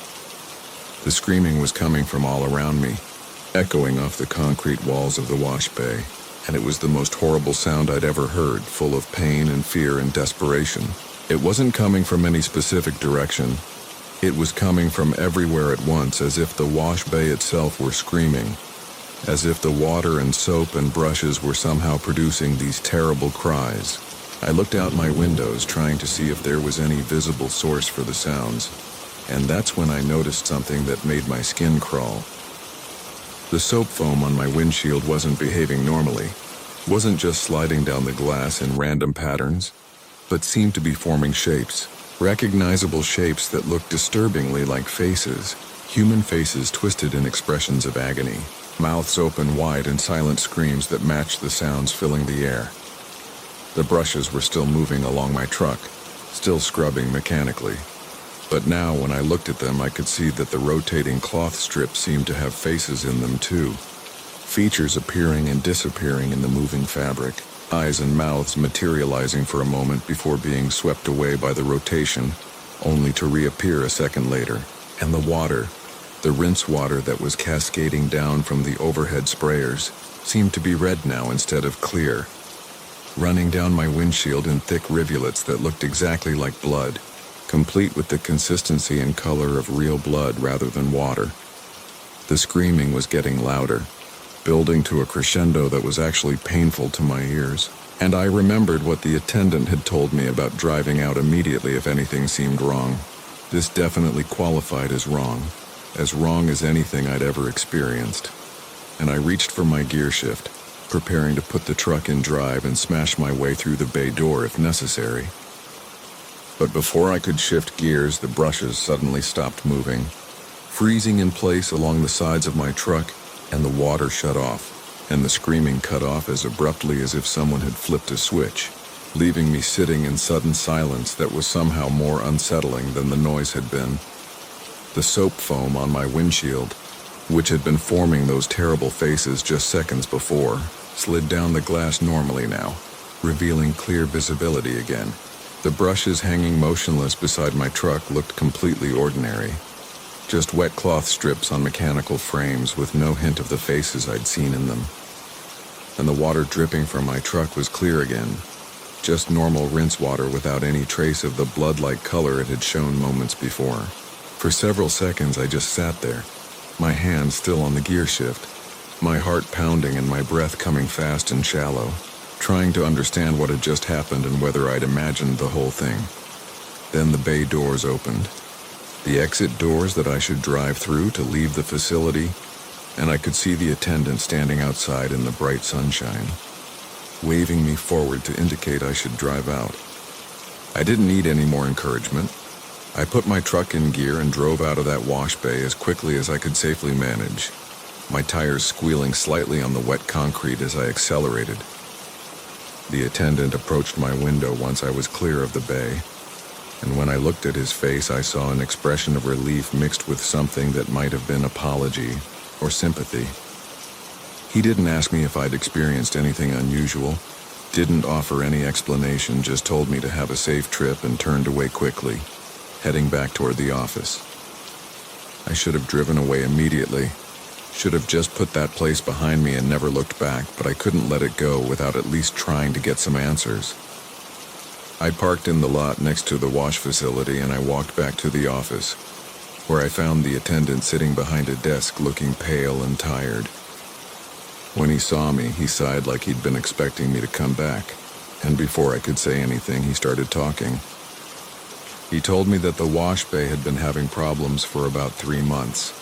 Ever since a homeless man had somehow gotten into the facility after hours and had been killed when he'd fallen asleep in the bay and the automated wash system had activated, drowning him and crushing him between the mechanical equipment. They'd cleaned up the physical evidence, he said, and they'd had the equipment inspected and certified safe, but ever since then strange things had been happening. Customers reported hearing sounds, seeing things, experiencing sensations of fear or panic while going through the wash. Some trucks would come out with their paint damaged in strange patterns that looked like scratches from fingernails. even though the brushes were soft cloth that couldn't possibly scratch metal. And there was the matter of the water, how sometimes it would run red even though the water supply was clean and clear, and how sometimes employees would see a figure moving in the bay when it was empty, a human shape visible through the mist and spray. The management didn't believe the stories. He told me, thought it was just employees being superstitious or customers making things up, and they refused to shut down the wash or have any kind of investigation done. So it kept operating, kept processing trucks, and most customers never noticed anything wrong, went through the wash and drove away without experiencing anything unusual. But some customers, maybe one in every 10 or 20, would experience something, would hear the screaming or see the faces or feel the overwhelming sense of horror and death, and those customers never came back. Word got around among some of the drivers, and business had been slowly declining as more people chose to use different facilities. I asked him why he stayed working there if he knew about these problems, and he gave me a sad smile and said, jobs were hard to find in that area and he needed the money, that he'd learned to just avoid looking too closely at what happened in the bay, to just process payments and send trucks through and try not to think about what might be happening inside that automated wash. He thanked me for not causing a scene, for not demanding a refund or threatening to sue or any of the things some customers had done. And he told me he genuinely hoped I'd choose a different truck wash next time I was passing through. I assured him I would, and I meant it. I will never use that facility again, no matter how convenient the location or competitive the prices. I've thought a lot about that experience since then, about that poor man who died in such a horrible way, trapped in an automated system that didn't know he was there and couldn't respond to his screams for help. I wonder if what I experienced was some kind of psychic echo or residual haunting. The trauma of that death somehow imprinted on the location and replaying for certain people under certain conditions.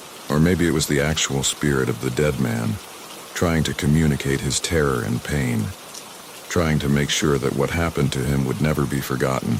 Either way, it's changed how I think about truck washes, made me realize that these routine maintenance tasks we perform without thinking might sometimes take us into spaces where terrible things have happened, where the normal rules of reality might not apply quite as firmly as we'd like to think. Story 13. The highway patrol that wasn't human from iron. Like every trucker has had encounters with highway patrol over the years. Routine traffic stops for inspections or weight checks or occasionally for actual violations.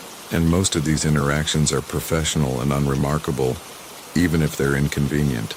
I've been pulled over dozens of times in my career, always treated fairly even when I was getting a ticket. And I've never had any reason to fear or distrust law enforcement officers who are just doing their job, keeping the highways safe. That's why what happened on a foggy November night in Northern California was so disturbing, because it started out exactly like a normal traffic stop, but ended with me convinced that whatever pulled me over that night wasn't human. Wasn't even pretending very hard to be human once you looked closely enough. I was hauling produce from the Central Valley up to Oregon, running through the night to keep my refrigerated cargo at the proper temperature and make my delivery window. The fog had rolled in thick and heavy as I climbed into the mountains, reducing visibility to maybe 50 feet and forcing me to slow down to a careful 40 miles per hour. I had my flashers on and was staying in the right lane, letting the few other vehicles on the road pass me if they wanted to take the risk of driving faster in these conditions. The highway was nearly empty at 2 in the morning, just the occasional car or truck passing in the opposite direction, their headlights appearing suddenly in the fog like ghosts materializing out of nowhere. That's when I saw the flashing lights appear in my mirror, red and blue strobes cutting through the fog behind me, and I felt that familiar sinking feeling that comes with being pulled over even when you know you haven't done anything wrong. I checked my speedometer to confirm I was well below the limit, checked my mirrors to make sure all my lights were working, ran through a mental checklist of possible violations but couldn't think of any reason why I'd be getting stopped. Still, when law enforcement signals you to pull over, you pull over, so I put on my turn signal and eased onto the shoulder. coming to a stop and putting my transmission in neutral with my parking brake set. I could see the patrol car behind me in my mirror, just a dark silhouette surrounded by those flashing lights, and I watched for the officer to get out and approach my truck like they always do. But several minutes passed and nothing happened. The patrol car just sat there behind me with its lights flashing, and I started to feel uneasy about the delay. Usually officers get out pretty quickly, eager to complete the stop and get back to patrolling, but this one seemed to be taking an unusually long time. I wondered if they were running my plates or my DOT number, checking for warrants or violations in the system, but even that shouldn't take this long. Finally, after maybe 5 minutes of waiting, I saw the driver's door of the patrol car open, and a figure stepped out into the fog. The flashing lights behind the figure created a strobing effect that made it hard to see clearly, and the fog diffused the light in strange ways, but I could make out what looked like a standard highway patrol uniform, dark colors with reflective striping.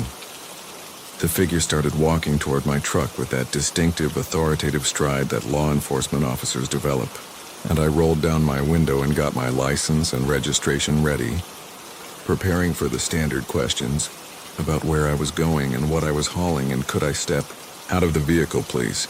But when the figure got close enough for me to see it clearly in my side mirror and the glow from my cab lights, I felt my stomach clench with an instinctive fear that I couldn't immediately explain. The uniform looked right at first glance, but something about the proportions was wrong. The arms seemed slightly too long and the legs seemed to bend at angles that weren't quite natural. And the face, when the figure tilted its head to look up at my window, was wrong in a way that made my primitive brain scream danger, even though I couldn't articulate exactly what was wrong about it. The features were human features, eyes and nose and mouth arranged in the right configuration, but they didn't move or express emotion the way human faces do.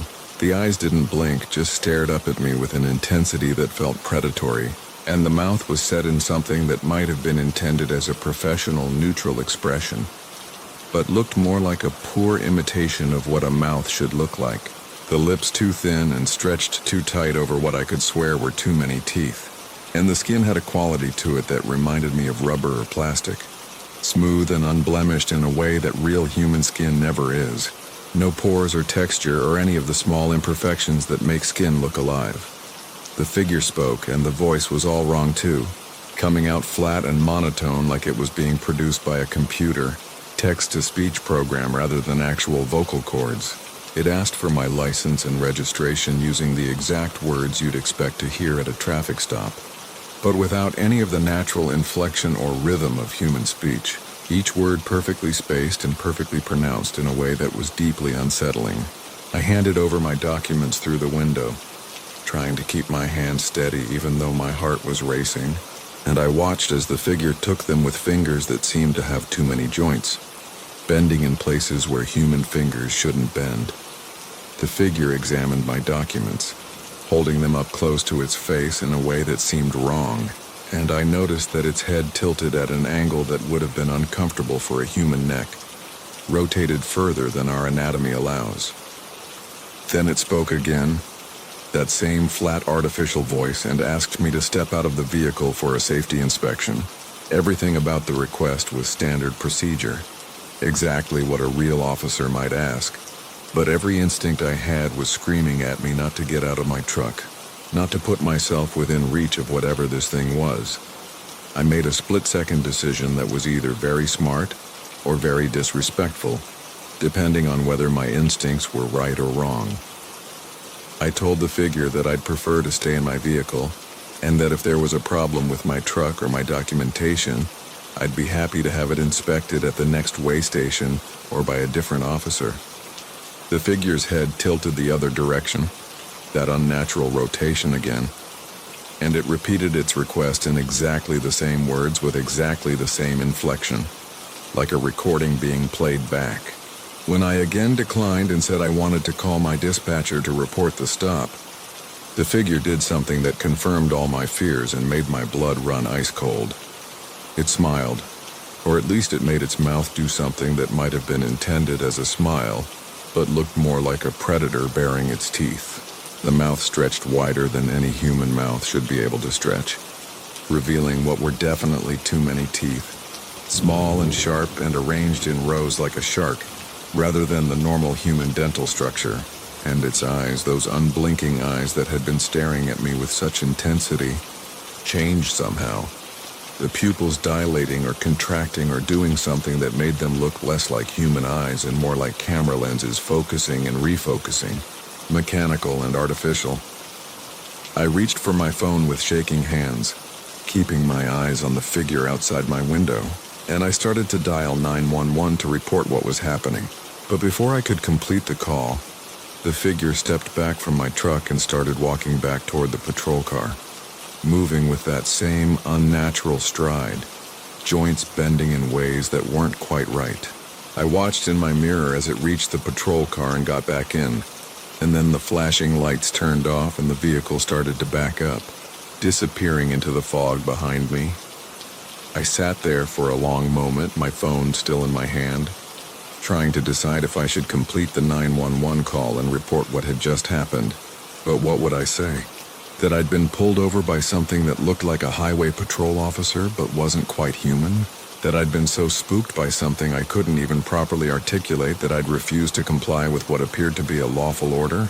I'd sound insane or drunk or like I was making up a story to cover for some kind of suspicious behavior. So I put my phone away, put my truck back in gear, and continued driving, checking my mirrors obsessively for the next hour to make sure that patrol car wasn't following me again. When I reached the next town with an open business, I pulled into a 24-hour truck stop and I went inside to talk to the night clerk, asking if there had been any reports of problems on the highway, any warnings about fake police pulling people over or any strange incidents. The clerk looked at me strangely and said he hadn't heard anything like that. But then an old driver sitting at the counter nursing a coffee spoke up. He said he'd heard stories over the years about a patrol car that wasn't quite right, that pulled people over in the fog or late at night on lonely stretches of highway, and that people who got out of their vehicles when asked were sometimes never seen again. Their vehicles found abandoned on the shoulder with no sign of what happened to the drivers. He said it was probably just an urban legend, the kind of scary story that truckers tell each other to pass the time, but he'd heard it from enough different people over enough years that he figured there might be some truth to it. He said the smart thing to do if you got pulled over by anything that felt wrong or looked wrong was to refuse to get out, to keep your doors locked and your windows mostly up, and to insist on calling for backup or verification before complying with any requests. He said that whatever it was, it seemed to lose interest if you didn't cooperate, if you didn't give it what it wanted, and it would usually just leave and look for easier prey. I thanked him for the information and bought him a fresh cup of coffee, and then I called my dispatcher and reported the traffic stop, including all the details even though I knew how crazy it would sound. To my surprise, the dispatcher didn't laugh or dismiss my concerns, just made a note in the log and told me to be careful and to call immediately if anything else unusual happened. Later, I found out that there had been other reports over the years from drivers on that same stretch of highway, reports of traffic stops that didn't seem quite right, of officers who looked wrong or acted strange, and a few cases of drivers who disappeared after being pulled over, and whose vehicles were found empty with no evidence of what had happened to them. I still drive that route occasionally, though I try to time it so I'm passing through during daylight rather than at night, and I'm always hyper-aware when I see any law enforcement vehicle in my mirrors. I've been pulled over since then for legitimate reasons, routine inspections and one speeding ticket that I deserved, and every time I make sure to look carefully at the officer who approaches my truck, checking for signs that they're real and human, looking for the small imperfections and natural movements that mark someone as genuinely alive, rather than something pretending to be alive. So far, all my stops have been normal, real officers doing real police work. But I know that somewhere out there on foggy nights and lonely highways, that patrol car that isn't quite right is still pulling people over, still wearing the uniform and playing their role. And I pray that I never see those flashing lights in my mirror again. Story 14, The Crying Baby in My Glove Compartment from Ghost Gear. Gary, the glove compartment in a truck is usually where you keep your registration and insurance documents, maybe some snacks or basic tools, perhaps a flashlight or some other emergency supplies. It's just a storage space, nothing special or mysterious about it. And in all my years of driving, I'd never given mine more than a passing thought beyond reaching in to grab whatever I needed and then closing it again. My current truck's glove compartment was standard issue, nothing fancy. Just a rectangular space with a hinged door that latched shut and held maybe a cubic foot of storage. I kept the usual stuff in there, my paperwork in a folder, a tire pressure gauge, some pens, a small first aid kit, and a bag of beef jerky that I nibbled on during long drives. Everything was completely normal until a warm spring night when I was driving through Missouri on a routine delivery run. The windows down and the radio playing softly. Just another peaceful evening on the road. I was relaxed and comfortable, making good time and enjoying the drive, when I heard a sound that made me nearly swerve off the road in shock. It was the unmistakable sound of a baby crying, that distinctive wail that infants make when they're distressed or hungry or in pain, and it was coming from inside my truck. My first panicked thought was that somehow a baby had gotten into my truck without me knowing. Maybe at my last stop when I'd had the door open, but that didn't make any sense, and besides, I'd been driving for over an hour since then, and surely I would have noticed a baby sooner. I reached over and turned off the radio, listening carefully to locate the source of the crying, and my confusion turned to genuine fear when I realized the sound was coming from my glove compartment. The crying was muffled but definitely audible. That rhythmic wailing cry that sent instinctive alarm signals through my brain. The kind of sound that makes every human want to respond and help. I pulled over onto the shoulder as soon as I found a safe spot, my hands shaking and my mind racing through impossible scenarios. There couldn't be a baby in my glove compartment. It was physically too small, and I'd opened it just an hour ago to get some jerky, and there had been nothing unusual inside. But the crying continued, coming clearly from that small storage space, and I knew I had to open it and see what was happening, even though logic told me that what I was hearing couldn't possibly be real. I turned on my cab's interior lights and reached for the glove compartment latch with a trembling hand, steeling myself for whatever I might find when I opened it. The latch released with its normal click. The door dropped open, and I found myself staring into my glove compartment at exactly what should have been there. My folder of documents, my tools, my first aid kit, my snacks, everything normal and ordinary, and absolutely no baby or anything else that could be making that crying sound. But the crying didn't stop. It actually got louder now that the glove compartment was open, and I could feel vibrations in the plastic of the compartment that matched the rhythm of the cries, as if something inside really was producing the sound. I started pulling items out of the compartment, checking behind and under everything, convinced that there must be a phone or a toy or some device that was somehow making this noise. But every item I removed was normal, nothing electronic or mechanical that could be producing sound. And still the crying continued, seeming to come from the empty space itself, rather than from any object within it. I pulled out the last item, leaving the glove compartment completely empty, and I shined my flashlight into the space, examining every surface and corner. It was just a hollow plastic box, molded as part of the dashboard with no hidden compartments or unusual features. But the crying was so loud now that it was actually painful to my ears, and the plastic walls of the compartment were visibly vibrating, flexing in and out like they were breathing. I reached my hand into the empty space, and the moment my fingers crossed the threshold of the compartment opening, I felt something that made me jerk my hand back in shock and revulsion. It was cold, far colder than it should have been.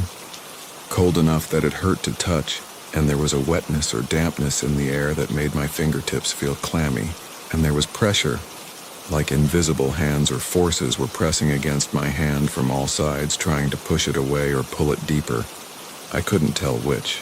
The crying changed when I touched the interior of the compartment, becoming more frantic and desperate, and I heard something else mixed in with the cries. What might have been words, though they were too distorted and mixed with the crying sounds to make out clearly.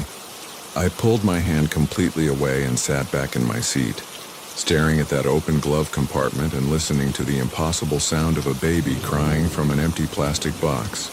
My rational mind was trying to come up with explanations, acoustic illusions, or stress-induced hallucinations, or some kind of mechanical problem with my truck creating sounds that my brain was interpreting as crying. But I knew none of those explanations fit what I was experiencing. Knew that something genuinely strange and impossible was happening in my truck. The crying continued for maybe another minute, and then it started to fade, becoming quieter and more distant, as if the source were moving away, or the sound were being muffled by increasing distance. Within another 30 seconds, it was gone completely, leaving me sitting in my truck on the side of a Missouri highway with my glove compartment hanging open and my hands still shaking from the experience. I reached tentatively into the compartment again, and this time it felt completely normal, just plastic at ambient temperature with no strange coldness or pressure or dampness. I put all my items back where they belonged, closed the glove compartment, and sat there for a long time trying to calm down and decide what to do. I could have reported it to someone, could have called my dispatcher or stopped at the next truck stop to tell other drivers what had happened. But I knew how it would sound, knew that anyone I told would think I was crazy or making it up or experiencing some kind of mental health crisis. So I kept it to myself and continued driving. But I was hyper aware of every sound my truck made, jumping at every creak or rattle and constantly glancing at that glove compartment to make sure it wasn't opening on its own. The crying came back the next night, and the night after that, and for nearly 2 weeks it happened almost every time I drove after dark. Always the same pattern, starting suddenly and coming from the glove compartment, lasting for a few minutes before fading away. I tried everything I could think of to make it stop. I cleaned out the glove compartment completely and left it empty, but the crying continued from the empty space. I tried blessing my truck and saying prayers, even though I'm not particularly religious, but that didn't help either. I played loud music to drown out the sound, but I could still hear it underneath the music, still feel that compulsion to respond to a baby's distress cry that's hardwired into human psychology. Finally, in desperation, I took my truck to a mechanic and asked him to remove the entire glove compartment assembly and replace it with a new one. I made up a story about the latch being broken and the compartment being damaged, and I paid extra to have the work done quickly. The mechanic removed the old glove compartment, and when he pulled it free from the dashboard, he called me over to look at something he'd found. Behind where the compartment had been mounted, in the space between the dashboard and the firewall, there was a small teddy bear, old and stained and partially crushed, that must have fallen into the gap at some point and been trapped there. The mechanic said it must have been there for years based on how deteriorated it was. Probably belonged to a previous owner or maybe to a child who'd been riding in the truck at some point. He pulled it out and handed it to me, and the moment I touched it, I felt that same coldness I'd felt when reaching into the glove compartment. That same pressure and dampness. I told the mechanic I didn't want it, asked him to throw it away, and he tossed it into his scrap bin without thinking much about it. He installed a new glove compartment assembly, charged me for the parts and labor, and I drove away hoping that removing that teddy bear would end the strange experiences. And it did, mostly. The crying stopped completely, and my new glove compartment functioned normally without any strange sounds or sensations. But sometimes at night when I'm driving through the dark and my truck is quiet, I think I can hear something faint and distant, like the echo of crying coming from very far away. And sometimes when I open my glove compartment, just for a second before I reach inside, I feel a cold draft that shouldn't be there. And I remember that teddy bear and wonder whose child it belonged to, and what happened to make its presence in my truck cause such strange and disturbing phenomena. I never found out the history of that toy, never learned why it seemed to carry such sadness and such a strong need to be noticed. But I'm glad it's gone from my truck, even if I occasionally wonder if it's found its way into someone else's vehicle and started making its crying heard again.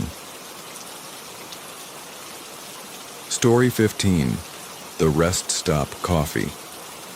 That smelled like death from Rusty Joe Coffee is the lifeblood of the trucking industry. The fuel that keeps drivers alert and functional through long night drives and early morning starts. And every driver has their favorite truck stops and rest areas where they know they can get a decent cup. I'm not particularly picky about my coffee. I'll drink whatever's available as long as it's hot and has enough caffeine to do the job. And over the years, I've consumed thousands of cups from thousands of different locations without ever having a problem beyond the occasional burnt or stale pot that tasted bad but was still drinkable.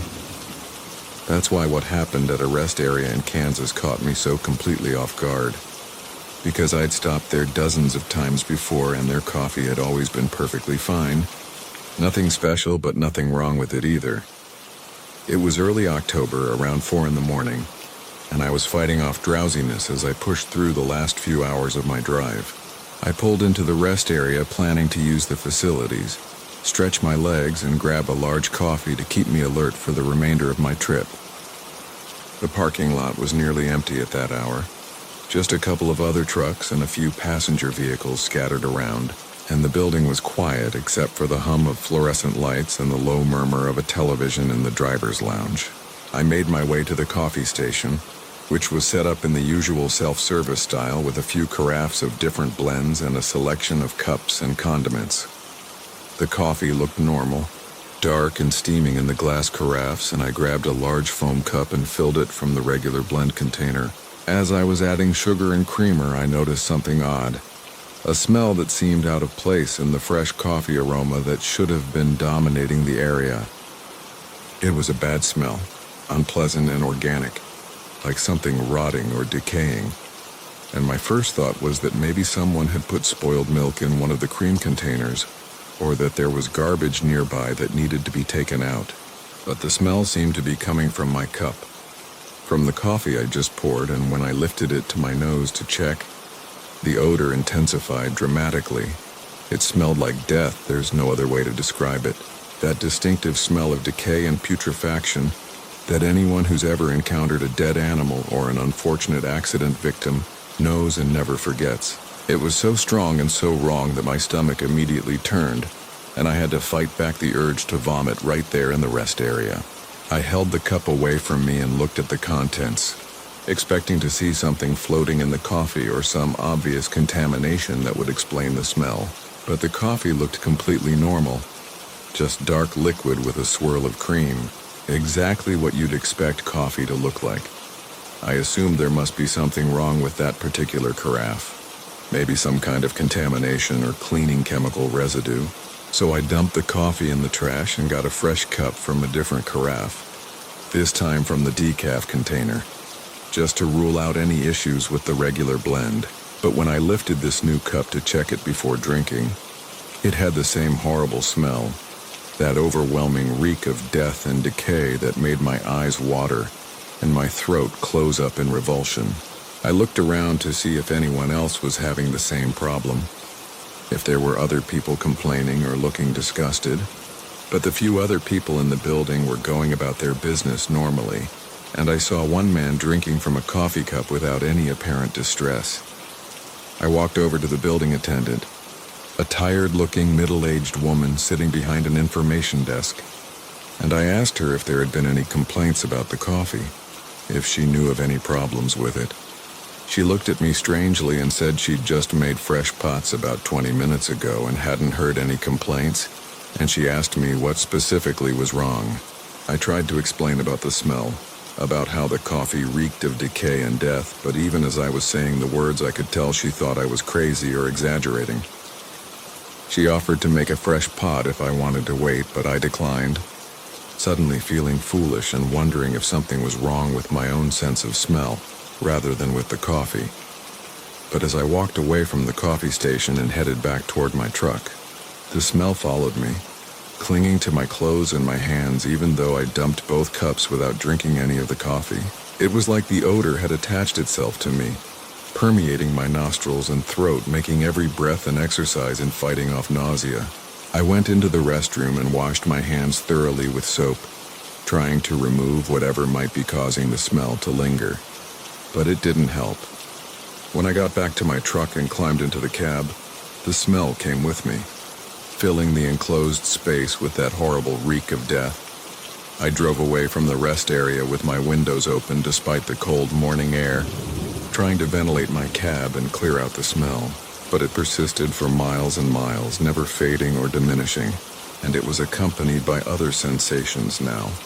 A feeling of heaviness and oppression, like there was a weight pressing down on me, and a sense of being watched or followed even though I could see in my mirrors that there was nothing behind my truck except empty highway. I started to feel dizzy and disoriented, my vision blurring slightly at the edges, and I realized with growing alarm that I needed to pull over before I became too impaired to drive safely. I found another rest area about 30 miles down the road and pulled in, parking as far from the building as possible and just sitting in my truck with the engine off and the windows open, breathing slowly and trying to clear my head. The smell was still there but seemed to be fading slightly, becoming less intense, and with it the feelings of oppression and disorientation were also starting to diminish. I sat there for nearly an hour, and during that time I watched the sky gradually lighten from black to gray to the pale blue of dawn, and as the sun came up the smell finally dissipated completely, vanishing as suddenly as if it had never existed. I felt better once the smell was gone, clear-headed and alert again, though I was exhausted from the stress and the strange experience. I got out and walked around my truck, checking everything carefully, looking for any possible source of the smell or any explanation for what had happened. My truck was fine. No mechanical problems, no dead animals caught in the undercarriage, no cargo leaks, nothing that could account for that terrible odor. I completed my delivery later that day without any further incidents, and I tried to convince myself that maybe I'd been experiencing some kind of olfactory hallucination, that stress or fatigue had caused my brain to generate sensations that weren't really there. But I couldn't shake the memory of that smell, and I couldn't forget how real and overwhelming it had been. A few weeks later, I was talking to another driver at a truck stop, and I mentioned that Kansas rest area in passing, and his expression changed immediately, became serious and concerned. He asked me if I'd had any problems there, if I'd experienced anything unusual, and when I told him about the coffee and the smell, he nodded slowly like he'd been expecting to hear something like that. He told me that rest area had a reputation, that several drivers over the years had reported strange experiences there, particularly involving the coffee.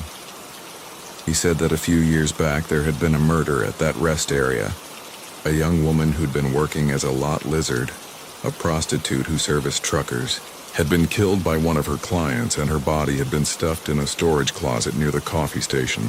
She hadn't been found for several days, not until the smell of decomposition had become so strong that the staff had investigated, and by then, the body had been badly decayed. They'd cleaned up the physical evidence and the building had been professionally deodorized. But some drivers claimed that the smell lingered, that sometimes when you got coffee from that station you could smell death instead of coffee, and that the smell would follow you and stay with you until sunrise, like the spirit of the murdered woman was trying to communicate her suffering to anyone who would notice. I don't know if that story is true, if there really was a murder at that rest area, or if it's just another urban legend that truckers tell each other, but I know what I experienced. Know that the smell was real even if it didn't have a physical source, and I've never stopped at that rest area again. I drive past it regularly on my usual routes, and every time I see the exit sign I remember that terrible smell, and that feeling of oppression and being watched. And I keep driving to the next rest area even if it means going miles out of my way. Some places carry echoes of terrible events, I've learned, and some of those echoes can reach out and touch the living in ways that are impossible to explain, but very real to experience. And I have no desire to encounter that particular echo ever again. Story 16. The Frozen Man at Mile Marker. 88 from Cold Road. Carl. Winter driving in the northern states is always challenging, with ice and snow and reduced visibility making every mile potentially hazardous. But it's part of the job and something you learn to handle with experience and caution. I've been driving winter routes for over 20 years, seen every kind of weather condition you can imagine, and I've always prided myself on my ability to handle difficult conditions safely.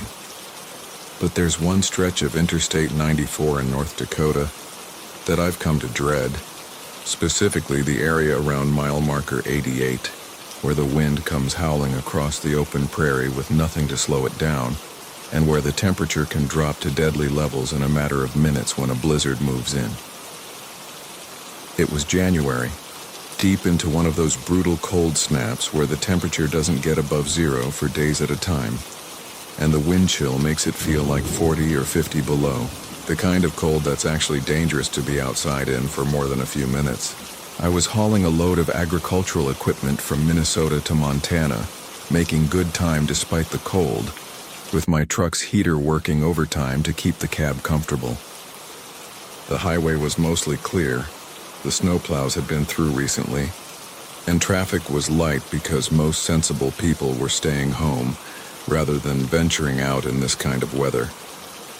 I was approaching mile marker 88, a completely unremarkable stretch of highway that looked like every other mile of that road, when I saw something that made me ease off the accelerator and peer through my windshield, trying to get a better view. There was a figure standing on the shoulder, just barely visible in the late afternoon gloom, and it appeared to be a person dressed in inadequate clothing for the brutal cold. No heavy coat or hat or gloves visible even from a distance. My first instinct was alarm, because anyone standing outside in this weather without proper clothing would be in serious danger of frostbite or hypothermia within minutes, and I immediately started looking for a safe place to pull over so I could help. As I got closer and my headlights illuminated the figure more clearly, I felt a chill that had nothing to do with the outside temperature.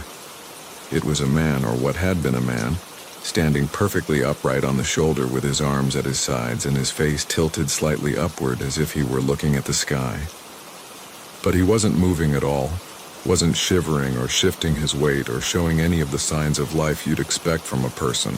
He was wearing jeans and a light jacket, completely inappropriate for the weather, and his exposed skin, his face and hands, were a pale blue-white color that I recognized with sick certainty as advanced frostbite or possibly even freezing.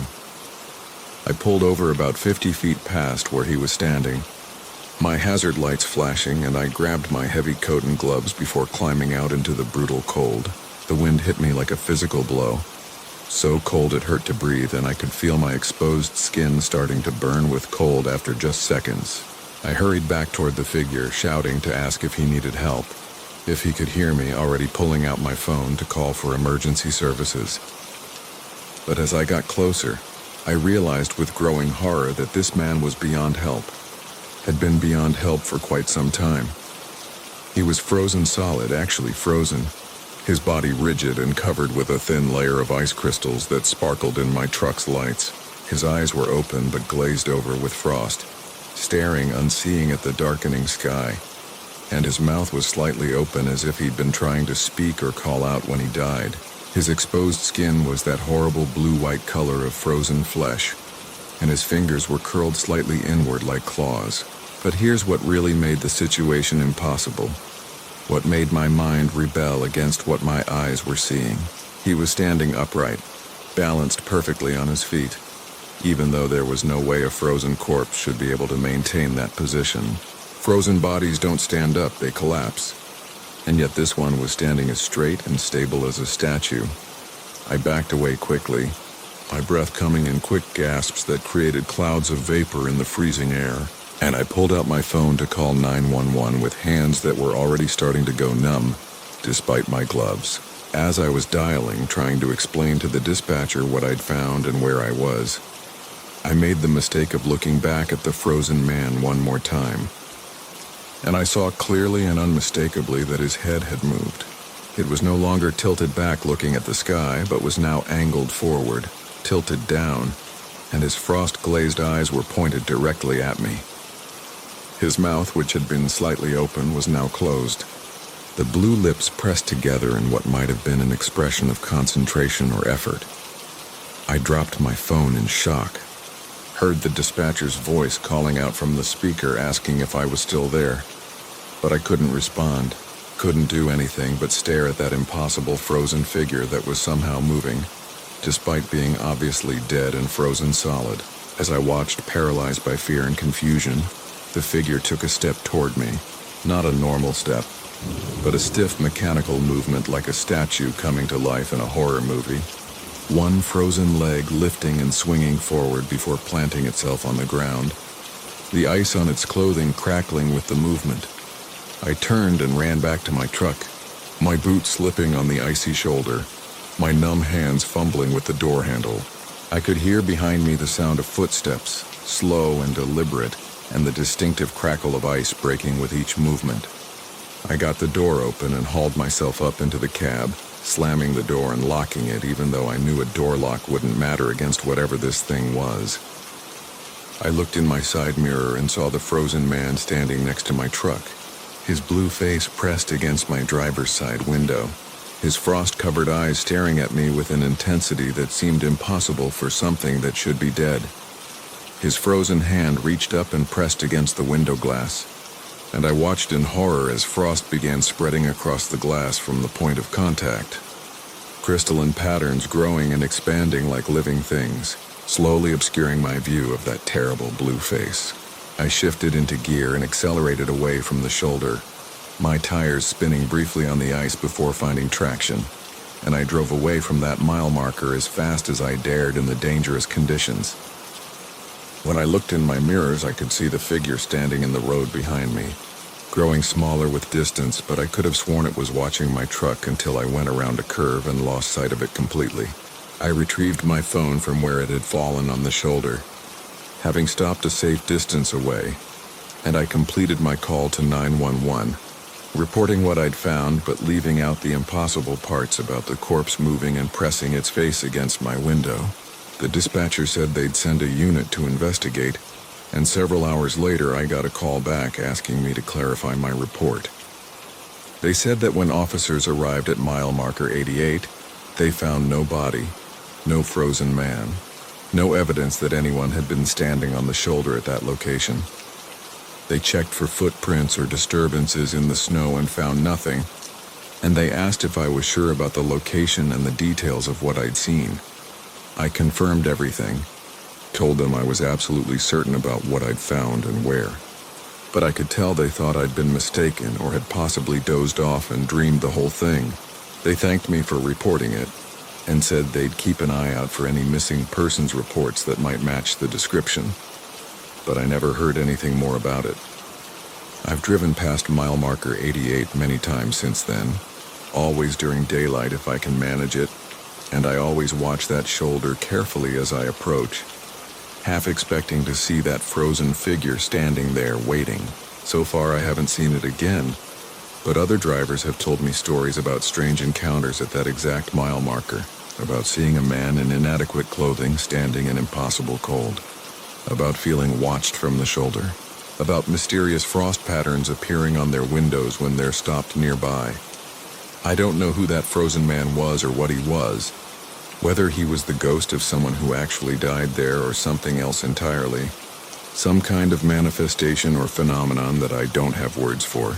But I know what I saw, know that a frozen corpse moved and followed me and pressed its face against my window. And I know that some places on the highway carry a cold that goes deeper than weather. A cold that comes from death itself and that can reach out and touch the living on certain nights when the temperature drops and the wind howls across the empty prairie.